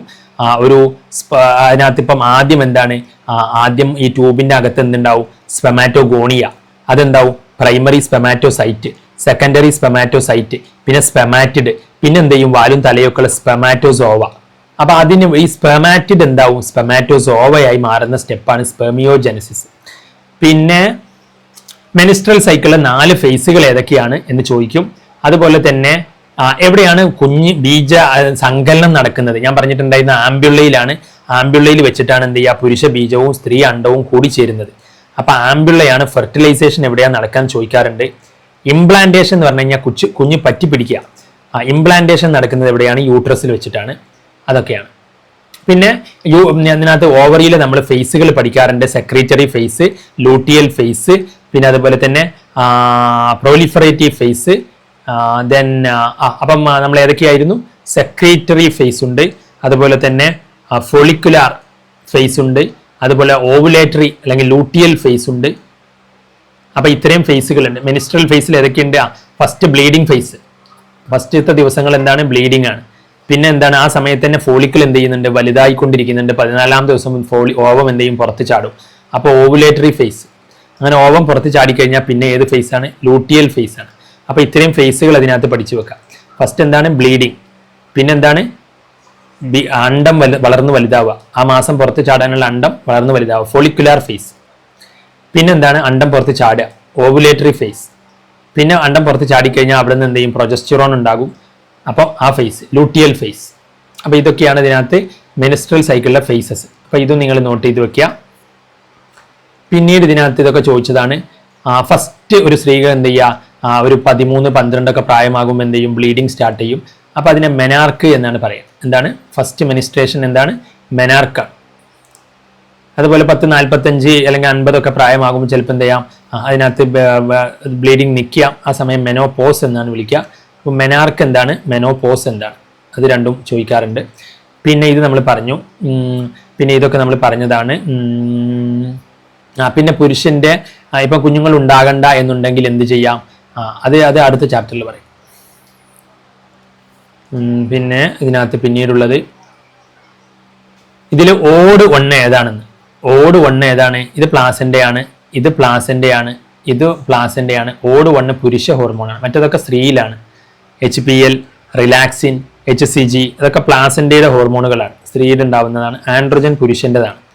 അപ്പോൾ അതാണ് വ്യത്യാസം. പിന്നെ 25 സ്പെമാറ്റോസൈറ്റുകൾ ഉണ്ടെങ്കിൽ എത്ര സ്പെമാറ്റോസോവ് ഉണ്ടാകും? നമ്മൾ പറഞ്ഞിരുന്നു ഒരു സ്പെമാറ്റോസൈറ്റ്, ഒരു സ്പെമാറ്റോഗോണിയെന്ന് 4 സ്പെമാണ് ഉണ്ടാവുക. അപ്പോൾ 25 സ്പെമാറ്റോഗോണി അല്ലെങ്കിൽ പ്രൈമറി സ്പെമാറ്റോസൈറ്റ് ഉണ്ടെങ്കിൽ അവിടുന്ന് 100 സ്പെമാറ്റോസോവ് ഉണ്ടാവും. എന്നാലോ 25 ഊസൈറ്റിന്ന് 25 ഓവം. ഒരു ഊസൈറ്റ് എന്താ, ഒരു ഊഗോണിയ, ഒരു ഊസൈറ്റ് എന്താ ചെയ്യുക, ഒരു ഓവമാ ഉണ്ടാക്കുക. ഒരു ഊസൈറ്റ് എന്താ ചെയ്യുക, ഒരു ഓവം. അപ്പൊ 25 ഊസൈറ്റ് ഉണ്ടെങ്കിൽ 25 ഓവമാണ് ഉണ്ടാവുക. എന്നാലോ സ്പെമാറ്റോഗോണി അങ്ങനെയല്ല, ഒരു സ്പെമാറ്റോഗോണി എന്ന് ഒരു സ്പെമാറ്റോസൈറ്റ് ഉണ്ടാകും. ആ സ്പെമാറ്റോസൈറ്റിൽ നിന്ന് 4 സ്പെമാറ്റോസോവകൾ ഉണ്ടാവും. അപ്പൊ 25 ഉണ്ടെങ്കിൽ 100 സ്പേം ഉണ്ടാവും. മനസ്സിലായില്ലേ? അപ്പോൾ ഒറ്റ കോശത്തിൽ നിന്ന് തന്നെ എന്തുണ്ടാവുന്നുണ്ട്, 4 ഉണ്ടാവുന്നുണ്ട്. അപ്പൊ അത് വെച്ചിട്ട് 25 നിന്ന് എന്തുണ്ടാവും, 100 ഉണ്ടാവും. ദെൻ സ്പെർമിയോജെനിസിസും സ്പെർമിയേഷനും എന്താണ് വ്യത്യാസം എന്നാണ്. അപ്പൊ അത് ചോദിക്കാറുണ്ട്. സ്പെർമിയോജെനിസിസ് എന്ന് പറഞ്ഞാൽ എന്താണ്? ഒരു പുരുഷ സ്പെർമിയോജെനിസിസ് എന്ന് പറഞ്ഞാൽ ഇവിടെ ബീജം ഉണ്ടാകുന്ന സംഭവമാണ്. ബീജം ഉണ്ടാകുന്നതിന് നമ്മൾ എന്താ വിളിക്കുക, സ്പെർമാറ്റോജെനിസിസ്. ബീജം ഉണ്ടാകുന്ന മൊത്തം സ്റ്റെപ്പുകളെ എല്ലാം കൂടി ചേർത്ത് എന്താ വിളിക്കുക, സ്പെർമാറ്റോജെനിസിസ്. അതിൽ തന്നെ ബീജം എന്താകണം, ബീജം തലയും വാലുള്ള സ്പെമാറ്റോസോവയായി മാറും. അപ്പം അങ്ങനെയായി മാറുന്നതാണ് നമ്മൾ എന്ത് വിളിച്ചത്, സ്പെർമിയോജെനസിസ്. ഇനി ഈ ബീജം എന്ത് ചെയ്യണം, കുഴലിലൂടെ വന്നിട്ട് പുറത്തേക്ക് ചാടണം. ഒരുപാട് നമ്മൾ ഈ ഒരു ഇതിലൂടെ പറഞ്ഞിട്ടുണ്ട്. നമ്മൾ ആ ഒരു മെയിൽ റിപ്രൊഡക്റ്റീവ് സ്ട്രക്ചറിന്റെ ഭാഗങ്ങൾ പറഞ്ഞ സമയത്ത് അപ്പം എന്ത് ചെയ്യണം, സ്പേം എന്ത് ചെയ്യണം, പുറത്തേക്ക് വരണം. മനസ്സിലായില്ല? അപ്പം ഇവിടുന്ന് സ്പേം സ്റ്റാർട്ട് ചെയ്തിട്ട് അപ്പം ഇവിടെയാണ് സ്പേം ഉണ്ടാകുന്നത്. ഇവിടെ ഈ ഒരു ഭാഗങ്ങളിലാണ് എന്ത് ചെയ്യുന്നത്, സ്പേം ഉണ്ടാകുന്നത്. അത് വാസ് എഫറൻഷ്യയിലൂടെ, എപ്പിഡിഡൈമിസിലൂടെ, പിന്നെ ഈ എപ്പിഡിഡൈമിസിലൂടെ കടന്ന് വാസ് ഡെഫറൻസിലൂടെ കടന്ന് നമ്മുടെ അവിടുന്ന് ഈ സെമിനൽ വെസിക്കിൾ ഇവരൊക്കെ ഓരോ ദ്രാവകങ്ങൾ എന്ത് ചെയ്യും, ശുക്ലത്തിലേക്ക് സെമനിലോട്ട് ചേർത്ത് കൊടുക്കും. അങ്ങനെ സെമൻ ഒരു ഫ്ലൂയിഡായി മാറും. പിന്നെ ഇവിടുന്ന് ലൂബ്രിക്കേഷനൊക്കെ ഇങ്ങോട്ടേക്ക് സെൻഡ് ചെയ്യും. ദെൻ ഫൈനലി പുറത്തോട്ട് വരും. മനസ്സിലായില്ലേ? അപ്പം അതിനകത്ത് അതിനെയാണ് നമ്മൾ ബീജം പുറത്തേക്ക് വരുന്ന പ്രോസസ്സിനെയാണ് നമ്മൾ എന്ത് വിളിക്കുന്നത്, സ്പെർമിയേഷൻ എന്ന് വിളിക്കുന്നത്. എന്താണ് സ്പെർമിയേഷൻ? അപ്പൊ അതാണ് തമ്മിൽ വ്യത്യാസം. സ്പേം ഉണ്ടാകുന്നത് സ്പെമാറ്റോജെനിസിസ് മൊത്തത്തിൽ. അതിൽ ഫൈനൽ സ്റ്റേജ് സ്പെമാറ്റോസോവ, തലയും വാലും ഒക്കെ ഉള്ള ഈ സ്പെർമാറ്റോസോവകളായി മാറുന്നത് സ്പെർമിയോജെനസിസ്. ഫൈനലി ഈ കുഴലിലൂടെ സ്പേം മൂത്രനാളിയിലൂടെ പുറത്തേക്ക്, പീനസിലൂടെ പുറത്തേക്ക് വരുന്നത് എന്താണ്, സ്പെർമിയേഷൻ. എന്താണ് സ്പെർമിയേഷൻ? അപ്പം അതാണ് ഇതിനകത്ത് സംഭവം ചോദിച്ചിട്ടുള്ളത്. സ്പെർമിയേഷൻ എന്ന് പറഞ്ഞാൽ process of release of sperms from seminiferous tubule. അപ്പൊ സെമിനിഫറസ് ട്യൂബ്യൂൾ നമുക്കറിയാം എവിടെയാണ് ഉണ്ടാകുന്നത്, സെമിനിഫറസ് ട്യൂബ്യൂളാണ്. അപ്പൊ ഈ ട്യൂബ്യൂളിൽ നിന്ന് എന്ത് ചെയ്യണം, പുറത്തേക്ക് വരുന്ന പ്രോസസ്സിനെയാണ്, അതായത് ടെസ്റ്റിസിൽ നിന്ന് സ്പേം പുറത്തേക്ക് വരുന്ന ആ ഒരു റിലീസ്, അതിനെയാണ് നമ്മൾ എന്ത് വിളിക്കുന്നത്, സ്പെർമിയേഷൻ എന്ന് വിളിക്കുന്നത്. അപ്പൊ ഈ സംഭവങ്ങൾ ഇതിനകത്ത് എന്ത് ചെയ്യുക, നോട്ട് ചെയ്ത് വെക്കുക. What is spermiation? എന്താണ് സ്പെർമിയേഷൻ എന്നുള്ളത്? മനസ്സിലായില്ല? അപ്പൊ സ്പെർമിയേഷൻ എന്താണ്? സ്പെർമിയേഷൻ എന്ന് പറഞ്ഞു കഴിഞ്ഞാൽ എന്താണ്, സ്പേംസ് എവിടെയാണ് നിൽക്കുക, സ്പേമുകൾ നിൽക്കുക. അതായത് നമ്മൾക്ക് സ്പേം പുറത്തേക്ക് വരിക എന്ന് പറയാൻ മൊത്തത്തിൽ വരുന്ന ആ പ്രോസസ്സിനെ നമ്മൾ സ്പെർമിയേഷൻ എന്ന് നമ്മൾ മെയിൻ ആയിട്ട് സ്പെർമിയേഷൻ എന്ന് പറയുന്നത് ഉദ്ദേശിക്കുന്നത് എവിടെയാണെന്നറിയാം, സ്പേം ഈ ഒരു ടെസ്റ്റിസിൽ നിന്ന് എന്ത് ചെയ്യാണ്, ജസ്റ്റ് പുറത്ത് ചാടുകയാണ്. നമുക്കറിയാം ഇവിടെ ലോബിന്റെ ഉള്ളിൽ ട്യൂബുകളുണ്ട്. ഈ ട്യൂബിലാണ് സ്പേം ഉണ്ടാവുന്നത്. ടെസ്റ്റിസിന്റെ ട്യൂബിന്റെ ഉള്ളിൽ, ആ ട്യൂബിന്റെ ഉള്ളിൽ നിന്ന് ജസ്റ്റ് എന്ത് ചെയ്യാണ്, അതിന്റെ സെർട്ടോളി സെല്ലുകൾ, ഫുഡ് കിട്ടുന്ന സെല്ലുകളുണ്ട്, സെർട്ടോളി സെല്ല്. അപ്പൊ ആ സെർട്ടോളി സെല്ലിനോട് അടുത്താണ് ഇവരിങ്ങനെ നിൽക്കുക സ്പേമുകൾ. പിന്നെ എന്ത് ചെയ്യും, ഇനി പുറത്തേക്ക് ചാടണം എന്നുണ്ടെങ്കിൽ, ശുക്ലം പുറത്തേക്ക് ഇജാക്കുലേഷൻ നടക്കുന്ന സമയത്ത് സ്പേമുകൾ എന്ത് ചെയ്യും, ഇവിടുന്ന് പുറത്തേക്ക് വരണമല്ലോ. അപ്പൊ അതിനകത്ത് സ്പേമുകൾ പുറത്തേക്ക് വരുന്ന സംഭവത്തെയാണ് നമ്മൾ എന്ത് വിളിക്കുക, സ്പെർമിയേഷൻ എന്ന് വിളിക്കുക. മനസ്സിലായില്ലേ? അപ്പം അത് ആക്ച്വലി സംഭവിക്കുന്നത് സെർട്ടോളി സെല്ലുകളിൽ നിന്നും സെമിനിഫറസ് ട്യൂബ്യൂളുകളിലേക്ക് എന്ത് ചെയ്യാണ്, അതിൻ്റെ ലൂമനിലേക്ക് റിലീസ് ചെയ്യാണ്. അപ്പം അതിനെയാണ് നമ്മൾ എന്ത് വിളിക്കുന്നത്, അങ്ങനെയാണ് എപ്പിഡിഡൈമിസിലേക്ക് എത്തുക. പിന്നെ എപ്പിഡിഡൈമിസിൽ വെച്ച് അവിടെ സ്റ്റോർ ചെയ്തൊക്കെ വെക്കും. അങ്ങനെ സംഭവങ്ങളൊക്കെ ഉണ്ട്. എനിവേ നിങ്ങൾ ഇത് പറഞ്ഞാൽ മതി. Process of release of sperms from seminiferous tubule. From seminiferous tubule എന്നുള്ളതിനേക്കാളും into the lumen of seminiferous tubule എന്നും പറയാം അതിനകത്ത്. മനസ്സിലായില്ലേ? അപ്പോൾ കാരണം ഇവർ സെർട്ടോളി സെൽസിലാണ് ഇവർ നിൽക്കുക. സ്പേമുകൾ എവിടെയാണ് നിൽക്കുക? സെർട്ടോളി സെല്ലിൽ. സെർട്ടോളി സെല്ലിൽ നിന്ന് അത് സെമിനിഫറസ് ട്യൂബ്യൂളിൻ്റെ ലൂമനിലോട്ട് വരും. മനസ്സിലായില്ലേ? അപ്പോൾ അതിനെയാണ് നമ്മൾ എന്ത് വിളിക്കുക? അപ്പോൾ അവിടുന്ന് സ്പേമിനെ അങ്ങോട്ട് വിടുകയാണ്. അവർ വിടുന്ന സംഭവത്തെയാണ് നമ്മൾ സ്പെർമിയേഷൻ എന്ന് വിളിക്കുക. അപ്പോൾ ഈ ഒരു സംഭവം ഫെയിലർ ആയി കഴിഞ്ഞാൽ പിന്നെ കൗണ്ട് എന്ത് ചെയ്യും? കുറയും.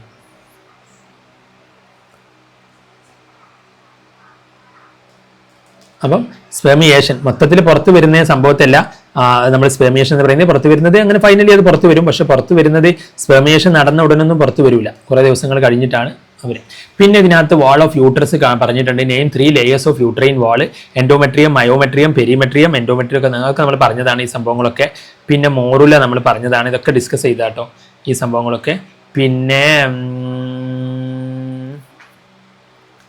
ഇത് നിങ്ങൾ ഓർഡർ ചെയ്യാനുള്ളതാണ്. ഫസ്റ്റ് ഇതിനകത്ത് ഇപ്പം ആദ്യം ബീജങ്ങൾ ഉണ്ടാവുകയാണ്, പിന്നെ ശുക്ലം ഉണ്ടാവുന്നു, പിന്നെ അണ്ടബീജ സങ്കലനം നടക്കുന്നു, പിന്നെ കുഞ്ഞുണ്ടാവുന്നതിൻ്റെ സൈഗോട്ട് ഉണ്ടാവുന്നു, പിന്നെ ഗർഭപാത്രത്തിൽ പറ്റി പിടിക്കുന്നു ഇംപ്ലാന്റേഷൻ, പിന്നെ പ്രസവം 9 മാസം പ്രസവകാലം ഗസ്റ്റേഷൻ പീരീഡ്, പ്രസവമായിട്ടില്ല, പിന്നെ പ്രസവം പാർച്ചുറിഷൻ, പിന്നെ പാല് ലാക്ടേഷൻ മിൽക്ക്. അപ്പോൾ ഇത്രയും കാര്യങ്ങളാണ് ഇതിനകത്ത് എന്ത് ചെയ്യുക സംഭവിക്കുന്നത്. അപ്പോൾ അതിനെ ഓർഡർ ആക്കാനാണ്. അപ്പോൾ ആദ്യം ബീജം ഉണ്ടാവണം, പുരുഷ ബീജവും സ്ത്രീ ബീജവും.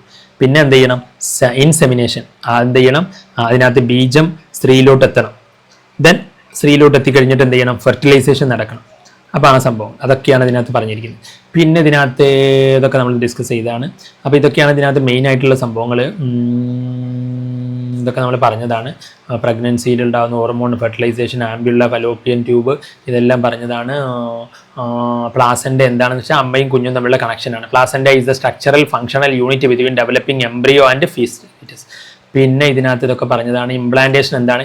ഇംപ്ലാന്റേഷൻ എന്ന് പറഞ്ഞു കഴിഞ്ഞാൽ ആ കുഞ്ഞെന്ത് ചെയ്യുക? കുഞ്ഞല്ല, ആ സംഭവം ഉണ്ടല്ലോ നമ്മൾ പറഞ്ഞിരുന്നു, ഇങ്ങനെ ഒരു സാധനം ബ്ലാസ്റ്റോസിസ്റ്റ്, അതെന്ത് ചെയ്യുക? ഗർഭപാത്രത്തിൽ വന്ന് പറ്റി പിടിക്കാം. Attachment of blastocyst in inner cell wall of uterus is called implantation. അപ്പോൾ ഇംപ്ലാന്റേഷൻ എന്താണെന്ന് ചോദിക്കും. ഇംപ്ലാന്റേഷൻ എന്ന് പറഞ്ഞു കഴിഞ്ഞാൽ ബ്ലാസ്റ്റോസിസ്റ്റ് ഗർഭപാത്രത്തിൽ എന്ത് ചെയ്യാണ്? പറ്റി പിടിക്കുകയാണ്. പിന്നെ മോറുല 8-16 സെല്ല്, പിന്നെ ഇതൊക്കെ നമ്മൾ പറഞ്ഞതാണ്. പിന്നെ അത് വേണ്ട, അതിനകത്ത് പിന്നെ പിന്നെ ഇതിനകത്ത് ചോദിക്കാറുണ്ട്. മിൽക്ക്, പാലുണ്ടാവുന്നത് ബ്രസ്റ്റിനകത്ത് എന്തുണ്ട്? ബ്രസ്റ്റിനകത്തുള്ള സെല്ലുകളാണ് ആൽവിയോളകൾ. ബ്രസ്റ്റിനകത്ത് എന്തുണ്ട്? ബ്രസ്റ്റിനകത്ത് ആൽവിയോളൈ സെല്ലുണ്ട്. ഈ ആൽവിയോളിൽ നിന്നാണ് എന്തുണ്ടാവുക? മിൽക്ക് ഉണ്ടാവുക. അപ്പോൾ മിൽക്ക് ഉണ്ടാവുന്ന കുഴൽ മാമറി ട്യൂബ്യൂളുകളാണ്. മാമറി ട്യൂബ്യൂളിൽ നിന്ന് പിന്നെ മാമറി ഡക്റ്റിലോട്ട് മാറും. പിന്നെ മാമറി കുറച്ചുകൂടി വീതി കൂടിയ മാമറി ആംബുള്ള റീജിയൻ. പിന്നെ അവിടുന്ന് ഫൈനലി എന്ത് ചെയ്യും? ലാക്ടിഫറസ് ഡക്റ്റ്, നിപ്പിളിലൂടെ എന്ത് ചെയ്യും? അതിനകത്ത് മിൽക്ക് പുറത്തോട്ട് വരും. അപ്പം ഈ ഒരു മിൽക്ക് ഉണ്ടാകുന്ന, പാലുണ്ടാകുന്നതിൻ്റെ വഴികളാണ്, പാല് വരുന്ന വഴികളാണിത്. Lumen of alveoli. പാലുണ്ടാകുന്ന കോശങ്ങൾ നമ്മൾ ആൽവിയോളകൾ എന്നാണ് വിളിക്കുക. മിൽക്ക് സെക്രീറ്റ് ചെയ്യുന്ന കോശങ്ങൾ എന്താണ്? ആൽവിയോളകൾ. അവിടുന്ന് മിൽക്ക് ഉണ്ടാവും. ആ മിൽക്ക് പിന്നെ മാമറി ട്യൂബ്യൂളിലേക്കാണ് ആദ്യം വരിക. ആദ്യത്തെ കുഴലേതാണ്? Mammary tubule. പിന്നത്തെ കുഴലേതാണ്? Mammary duct. പിന്നത്തെ കുഴലേതാണ്? മാമറി ആംബുള്ള. പിന്നെ നിപ്പിളിൻ്റെ ഭാഗത്തേക്കുള്ള കുഴലാണ് ലാക്ടിഫറസ് ഡക്റ്റ്. അപ്പം ഈ 4 കുഴലുകളും നിങ്ങൾ എന്ത് ചെയ്യുക? പഠിച്ചു വെക്കുക. അപ്പോൾ പാൽ എങ്ങനെയാണ് ഒരു അതിനകത്ത് നിപ്പിളിലൂടെ പാല് വരുന്നത് എങ്ങനെയാണ് എന്നുള്ളതാണ്. അപ്പോൾ അതിനകത്ത് ഫീമെയിൽ ബ്രസ്റ്റിനകത്ത് എന്തുണ്ട്? ആൽവിയോളൈകളുണ്ട്. എന്തുണ്ട്? ആൽവിയോളകൾ. ഇവരാണ് മിൽക്ക് ഉണ്ടാക്കുന്നത്. ആൽവിയോളയിൽ നിന്ന് എന്തുണ്ട്? മാമറി ട്യൂബ്യൂളുണ്ട്. മാമറി ട്യൂബ്യൂളിൽ നിന്ന് മാമറി ഡക്റ്റുകളുണ്ട്. മാമറി ഡക്റ്റുകളിൽ നിന്ന് കുറേ ഡക്റ്റുകൾ ചേർന്ന് ആംബുള്ള ഭാഗമുണ്ട്. പിന്നെ നിപ്പിളിലൂടെ ലാക്ടിഫറസ് ഡക്റ്റ്. അപ്പോൾ അവിടുന്ന് എന്ത് ചെയ്യും? മിൽക്ക് പ്രൊഡക്ഷൻ നടക്കും. അപ്പോൾ ഇതിനെയാണ്. അപ്പോൾ ഒരുപാട് ലാക്ടിഫറസ് ഡക്റ്റുകൾ ഇവിടെ ഉണ്ടാവും. മനസ്സിലായില്ല? അപ്പം ഇതെന്താണ്? ആൽവിയോളയാണ്. ഇത് മാമറി ട്യൂബ്യൂളാണ്. ഇത് മാമറി ഡക്റ്റ് ആണ്. ദെൻ പിന്നെ ആംബുള്ളയാണ്, പിന്നെ ലാക്ടിഫറസ് ഡക്റ്റ്. മനസ്സിലായില്ല? അപ്പോൾ ആ ഒരു ഇത് സംഭവം പഠിച്ചു വെക്കാം. Mammary tubule, mammary duct, mammary ampulla, lactiferous duct. അങ്ങനെ 4 കുടലുകളിലൂടെ കടന്നിട്ടാണ് മിൽക്ക് പുറത്തോട്ട് വരുന്നത്. അപ്പോൾ ആ സംഭവം പഠിച്ചു വെക്കുക. അതിനകത്ത് ചോദിക്കാം വേണമെങ്കിൽ, അത്ര ഇമ്പോർട്ടൻ്റ് ഒന്നുമല്ല. ദെൻ പിന്നീട് ഇതിനകത്ത് പിന്നെ ഇതൊക്കെ പറഞ്ഞതാണ്. ഇതിനകത്ത് ഇമ്പോർട്ടൻ്റ് ഒക്കെ നമ്മൾ കവർ ചെയ്തിട്ടുണ്ട്. പിന്നെ ചോദിക്കും, ഇത് ഇമ്പോർട്ടൻ്റ് ആണ്, കുഞ്ഞുങ്ങൾക്ക് ആദ്യത്തെ പാല് കൊടുക്കണമെന്ന് പറയാറുണ്ട്. കാരണം എന്താണ്? അതിനകത്ത് എന്തുണ്ട്? കുഞ്ഞുങ്ങൾക്കുള്ള പ്രതിരോധ ശേഷി, ആൻറ്റിബോഡീസ് ഉണ്ട്. ഫസ്റ്റ് മിൽക്ക് എന്താണ്? കൊളസ്ട്രോമാണ്. അതിലെന്തുണ്ട്? ആൻറ്റിബോഡി ഉണ്ട്. പിന്നെ സ്പേമിന് ഫുഡ് കൊടുക്കുന്നത് സെർട്ടോളി സെല്ലുകളാണ്. ഇതൊക്കെ നമ്മൾ പറഞ്ഞു. ഓക്കെ, അപ്പോൾ ഇനി നമ്മൾ അടുത്ത ഭാഗത്തോട്ട് പോവാണ്. റിപ്രൊഡക്റ്റീവ് ഹെൽത്ത് ആണ്. റിപ്രൊഡക്റ്റീവ് ഹെൽത്തിലോട്ട് പോകുമ്പോൾ CDRI എന്ന് പറഞ്ഞാൽ സെൻട്രൽ ഡ്രഗ് റിസർച്ച് ഇൻസ്റ്റിറ്റ്യൂട്ട്, അവർ ഉണ്ടാക്കിയെടുത്ത ഒരു മരുന്ന്. ഇത് ഭയങ്കര ഇമ്പോർട്ടൻ്റ് ആണ്. എല്ലാ പരീക്ഷയ്ക്കും 1 മാർക്കിന് ചോദിക്കാറുണ്ട്. CDRI ഡെവലപ്പ് ചെയ്ത മരുന്നിന്റെ പേരെന്താണെന്ന്. സഹേലി. കാണാതെ പഠിക്കുക. കുഞ്ഞുണ്ടാകാതിരിക്കാൻ വേണ്ടിയിട്ട് കഴിക്കുന്ന എന്താണ്? ഗർഭം ഇല്ലാതിരിക്കാൻ വേണ്ടിയിട്ടുള്ള ഓറൽ കോൺട്രാസെപ്റ്റീവ് ഗുളികയാണിത്. ഗർഭധാരണം നടക്കാതിരിക്കാൻ വേണ്ടിയിട്ട് കഴിക്കുന്ന ഗുളികയാണ് സഹേലി. അത് CDRI എന്താണ്? ഡെവലപ്പ് ചെയ്തെടുത്തതാണ്. അത് ചോദിക്കാറുണ്ട്, നോട്ട് ചെയ്ത് വെക്കുക. പിന്നെ ICSI എന്താണെന്ന്. Intracytoplasmic sperm injection. ZIFT എന്താണെന്ന്. സിഫ്റ്റ് ഇതൊക്കെ ഭയങ്കര ഇമ്പോർട്ടൻ്റ് ആണ്, ചോദിക്കാറുണ്ട്. സിഫ്റ്റ് എന്ന് പറഞ്ഞാൽ സൈഗോട്ട് ഇൻട്രാ ഫലോപ്പിയൻ ട്രാൻസ്ഫർ എന്ന് പറഞ്ഞാലേ നമ്മൾ എന്ത് ചെയ്യുക? കുഞ്ഞുണ്ടാവും എന്ന് പറഞ്ഞല്ലോ. കുഞ്ഞുണ്ടായി കഴിഞ്ഞാൽ ഫസ്റ്റ് സെല്ലാണല്ലോ സൈഗോട്ട്. ഈ സൈഗോട്ടിന് എന്ത് ചെയ്യുക? സൈഗോട്ടിന് നേരെ നമ്മൾ ഫലോപ്പിയൻ ട്യൂബിൽ, ഇത് ലാബിൽ ചെയ്യാം. മനസ്സിലായില്ലേ? ഇപ്പോൾ ഒരു അണ്ടം, സ്ത്രീയുടെ അണ്ടവും ഒരു പുരുഷന്റെ ബീജവും തമ്മിൽ എന്ത് ചെയ്യുക? ഇതിപ്പം ഹസ്ബൻഡ് വൈഫാന്ന് വിചാരിച്ചോളൂ. ഇതിനകത്ത് ഇവരുടെ പുറത്തേക്ക് എന്ത് ചെയ്യുക? ഹസ്ബൻഡിന്റെ ബീജവും അതുപോലെ തന്നെ സ്ത്രീയുടെ ഓവവും പുറത്ത് വെച്ചിട്ട് ലാബിൽ വെച്ചിട്ട് ഇവർ എന്ത് ചെയ്യുക? കൂട്ടിമുട്ടിക്കുക. അപ്പോൾ ലാബിൽ വെച്ചിട്ട് എന്തുണ്ടാവും? ടെസ്റ്റ് ട്യൂബിൽ സൈഗോട്ട് സെല്ല് ഉണ്ടാവും, ഫസ്റ്റ് സെല്ല്. എന്നിട്ട് ആ സൈഗോട്ടിനെ പിന്നെ എന്ത് ചെയ്യുന്നറിയാം? അപ്പോൾ അതായത് ഗർഭധാരണം സ്ത്രീയിൽ വെച്ചിട്ട് നടക്കുന്നില്ല, എന്തോ പ്രശ്നങ്ങൾ ഉണ്ടെങ്കിൽ പുറത്ത് ലാബിൽ വെച്ചിട്ട് നടത്തിയിട്ട് ഇനി ആ സൈഗോട്ടിന് എന്ത് ചെയ്യുക? എന്താ പറയുക, ഫലോപ്പിയൻ ട്യൂബിലേക്ക് എന്ത് ചെയ്യുക? ട്രാൻസ്ഫർ ചെയ്ത് കൊടുക്കുക. ഇനി ആ സൈഗോട്ടിന് എന്തുണ്ട്? ആ ലാബിൽ വെച്ച് ഉണ്ടാക്കിയ സൈഗോട്ടിനെ ഗർഭപാത്രത്തിലെ ആമ്പുള്ള അവിടെ ആ ഭാഗങ്ങളുണ്ടല്ലോ, ട്യൂബിലേക്ക് വെച്ച് കൊടുക്കുക. പിന്നെ അത് ട്യൂബിൽ നിന്ന് എവിടേക്ക് എത്തും? ഗർഭപാത്രത്തിൽ എത്തിക്കോളും. മനസ്സിലായില്ലേ? അപ്പൊ അങ്ങനെ ഒരു പരിപാടിയാണ് അതിനകത്ത് ലാബുകളിലൊക്കെ നടത്തുന്ന പരിപാടിയാണ് സൈഗോട്ട് ഇൻട്രാ ഫലോപ്പിയൻ ട്രാൻസ്ഫർ. അപ്പൊ നിങ്ങൾ സിഫ്റ്റ് എന്ന് കേട്ട് കഴിഞ്ഞാൽ പഠിച്ചു വെക്കുക. Zygote intrafallopian transfer. ICSI എന്താണ്? Intra cytoplasmic sperm injection. അതായത് ഓവത്തിന്റെ ഉള്ളിലേക്ക് നേരെ സ്പേമിന് എന്ത് ചെയ്യുക? ഇഞ്ചക്ട് ചെയ്ത് കൊടുക്കുക. സാധാരണ എങ്ങനെയാണ് സ്പേം ഓവത്തിലേക്ക് എത്തുക? സാധാരണ സെക്ഷൽ ഇന്റർകോഴ്സ്, ലൈംഗിക ബന്ധം നടന്നു കഴിഞ്ഞാൽ, ഇപ്പോൾ മാരേജ് കഴിഞ്ഞു കഴിഞ്ഞാൽ ലൈംഗിക ബന്ധം നടന്നു കഴിഞ്ഞാൽ ആഫ്റ്റർ എന്ത് ചെയ്യും? അതിനകത്ത് സെമൻ വഴി, സെമനിൽ ഇതുണ്ടാവും, സ്പേമുകൾ ഉണ്ടാവും. അത് ഫീമെയിൽസിന്റെ വജൈന വഴി ഫീമെയിൽസിന്റെ യൂട്രസിലൂടെ ഫീമെയിൽസിന്റെ ഫലോപ്പിയൻ ട്യൂബിലെത്തിയിട്ട് അവിടെ ഓവം ഉണ്ടെങ്കിൽ എന്ത് ചെയ്യും? ഫെർട്ടിലൈസേഷൻ നടക്കും. സാധാരണ അങ്ങനെയാണ് ഫെർട്ടിലൈസേഷൻ നടക്കുന്നത്. പക്ഷെ ലാബിൽ വെച്ചിട്ട് എന്ത് ചെയ്യുക? ഓവത്തെ ഓവത്തെ എടുത്തുകൊണ്ടുവരിക. എന്നിട്ട് എന്ത് ചെയ്യുക? ഒരു മെയിലിന്റെ സെമൻ അവിടെ കളക്ട് ചെയ്തിട്ടുണ്ടാവും. സെമനിൽ നിന്ന് സ്പേമിനെ തിരിച്ചെടുത്തിട്ട് സ്പേം എന്ത് ചെയ്യുക? നേരെ ഓവറിയിലേക്ക് എന്ത് ചെയ്യുക? ഓവറിയിലേക്കല്ല, നേരെ ഓവത്തിലേക്ക് എന്ത് ചെയ്യുക? ഇഞ്ചക്ട് ചെയ്ത് കൊടുക്കുക. കാരണം ഇത് ചിലപ്പോൾ എന്തെങ്കിലും കാരണങ്ങളാൽ ഇതിനകത്ത് കപ്പിൾസ് അവർ എന്ത് ചെയ്യുന്ന കുഞ്ഞുണ്ടാവുന്നുണ്ടാവുന്നില്ല, പല കാരണങ്ങളുണ്ടാവാം. അപ്പം അതിനകത്ത് ലാബിൽ വെച്ചിട്ട് എന്ത് ചെയ്യുക? അതിനകത്ത് ഇത്തരം ടെക്നിക്കുകൾ ചെയ്തു കൊടുത്തിട്ട് അവർക്ക് ഒരു എന്താ പറയുക, കുഞ്ഞുണ്ടാകാൻ സഹായിക്കുന്നതിനെയാണ് ഇൻട്രാ സൈറ്റോപ്ലാസ്മിക് സ്പേം ഇഞ്ചക്ഷൻ എന്ന് വിളിക്കുക. അപ്പോൾ സാധാരണ നടക്കുന്നതിന് പകരം നേരെ ഓവത്തെ എടുത്തിട്ട് എന്ത് ചെയ്യുക? ആ സ്പേം അതിലേക്ക് ഇഞ്ചക്ട് ചെയ്ത് കൊടുക്കുക, പുറത്ത് വെച്ചിട്ട്. അപ്പോൾ ആ സംഭവങ്ങളൊക്കെ പറഞ്ഞു. പിന്നെ ഇതിനകത്ത് ചോദിക്കാറുണ്ട് ഈ 2 സംഭവങ്ങളും. ഇത് പുരുഷന്മാരിൽ കുഞ്ഞുങ്ങൾ ഉണ്ടാകാതിരിക്കാൻ വേണ്ടിയിട്ട് അവരുടെ വാസ് ഡിഫറൻസ് കട്ട് ചെയ്യുന്ന പരിപാടിയാണ് വാസെക്ടമി. ഇത് വളരെ ഇമ്പോർട്ടൻ്റ് ആണ്, ചോദിക്കാറുണ്ട്.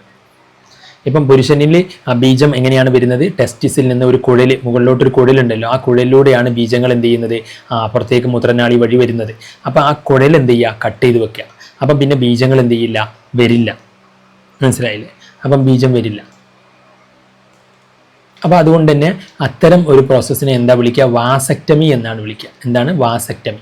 പിന്നെ ഈ ഒരു സംഭവം ഇവിടെ എപ്പോഴും ചോദിക്കാറുണ്ട്. ഈ സംഭവം ഇതെന്താണെന്ന് വെച്ച് കഴിഞ്ഞാൽ കുഞ്ഞുങ്ങൾ ഉണ്ടാകാതിരിക്കാൻ വേണ്ടിയിട്ട് ഗർഭപാത്രത്തിനകത്തേക്ക് വെക്കുന്ന ഒരു സംഭവമാണ് കോപ്പർ ടീ. ഈ ടീ ഷേപ്പിലുള്ള കോപ്പർ ചെമ്പ് കൊണ്ടുള്ള ഒരു സംഭവമാണ്. ഇത് വെച്ച് കഴിഞ്ഞാൽ ബീജങ്ങളൊക്കെ ചത്തുപോകും. അപ്പോൾ അതുകൊണ്ട് തന്നെ ഗർഭം ഉണ്ടാകാനുള്ള സാധ്യത കുറവാണ്. ഇതിനെയാണ് നമ്മൾ intrauterine device copper T എന്ന് വിളിക്കുന്നത്. എന്താണ്? Copper tea. കോപ്പർ ടീ എന്ന് എഴുതിയാൽ മതി. എന്താണ്? Intrauterine device copper T. അപ്പോൾ ഈ കോപ്പർട്ടിയുടെ ഡയഗ്രാം കാണിക്കാറുണ്ട്. അതുപോലെ തന്നെ ഈ മെയിൽസിന്റെ ട്യൂബ് കട്ട് ചെയ്തിട്ട് സൂം ചെയ്ത് നോക്കിയാൽ മതി. അപ്പോൾ നിങ്ങൾക്ക് വലുതായി കാണാൻ പറ്റും. മെയിൽസിന്റെ ബീജം വരുന്ന കുഴൽ എന്ത് ചെയ്യുക, കട്ടാക്കുക. അപ്പോൾ രണ്ട് സൈഡിൽ നിന്നും കട്ടാക്കി കഴിഞ്ഞാൽ ബീജം എന്ത് ചെയ്യില്ല, പിന്നെ പുറത്തേക്ക് വരില്ല. അപ്പോൾ പിന്നെ കുഞ്ഞുങ്ങൾ ഉണ്ടാവില്ല. അപ്പോൾ ഇതിനെയാണ് നമ്മൾ എന്ത് വിളിക്കുന്നത്, വാസക്ടമി എന്ന് വിളിക്കുന്നത്. അപ്പോൾ ഇത് ഭയങ്കര ഇമ്പോർട്ടൻ്റ് ആണ്, ചോദിക്കാറുണ്ട്.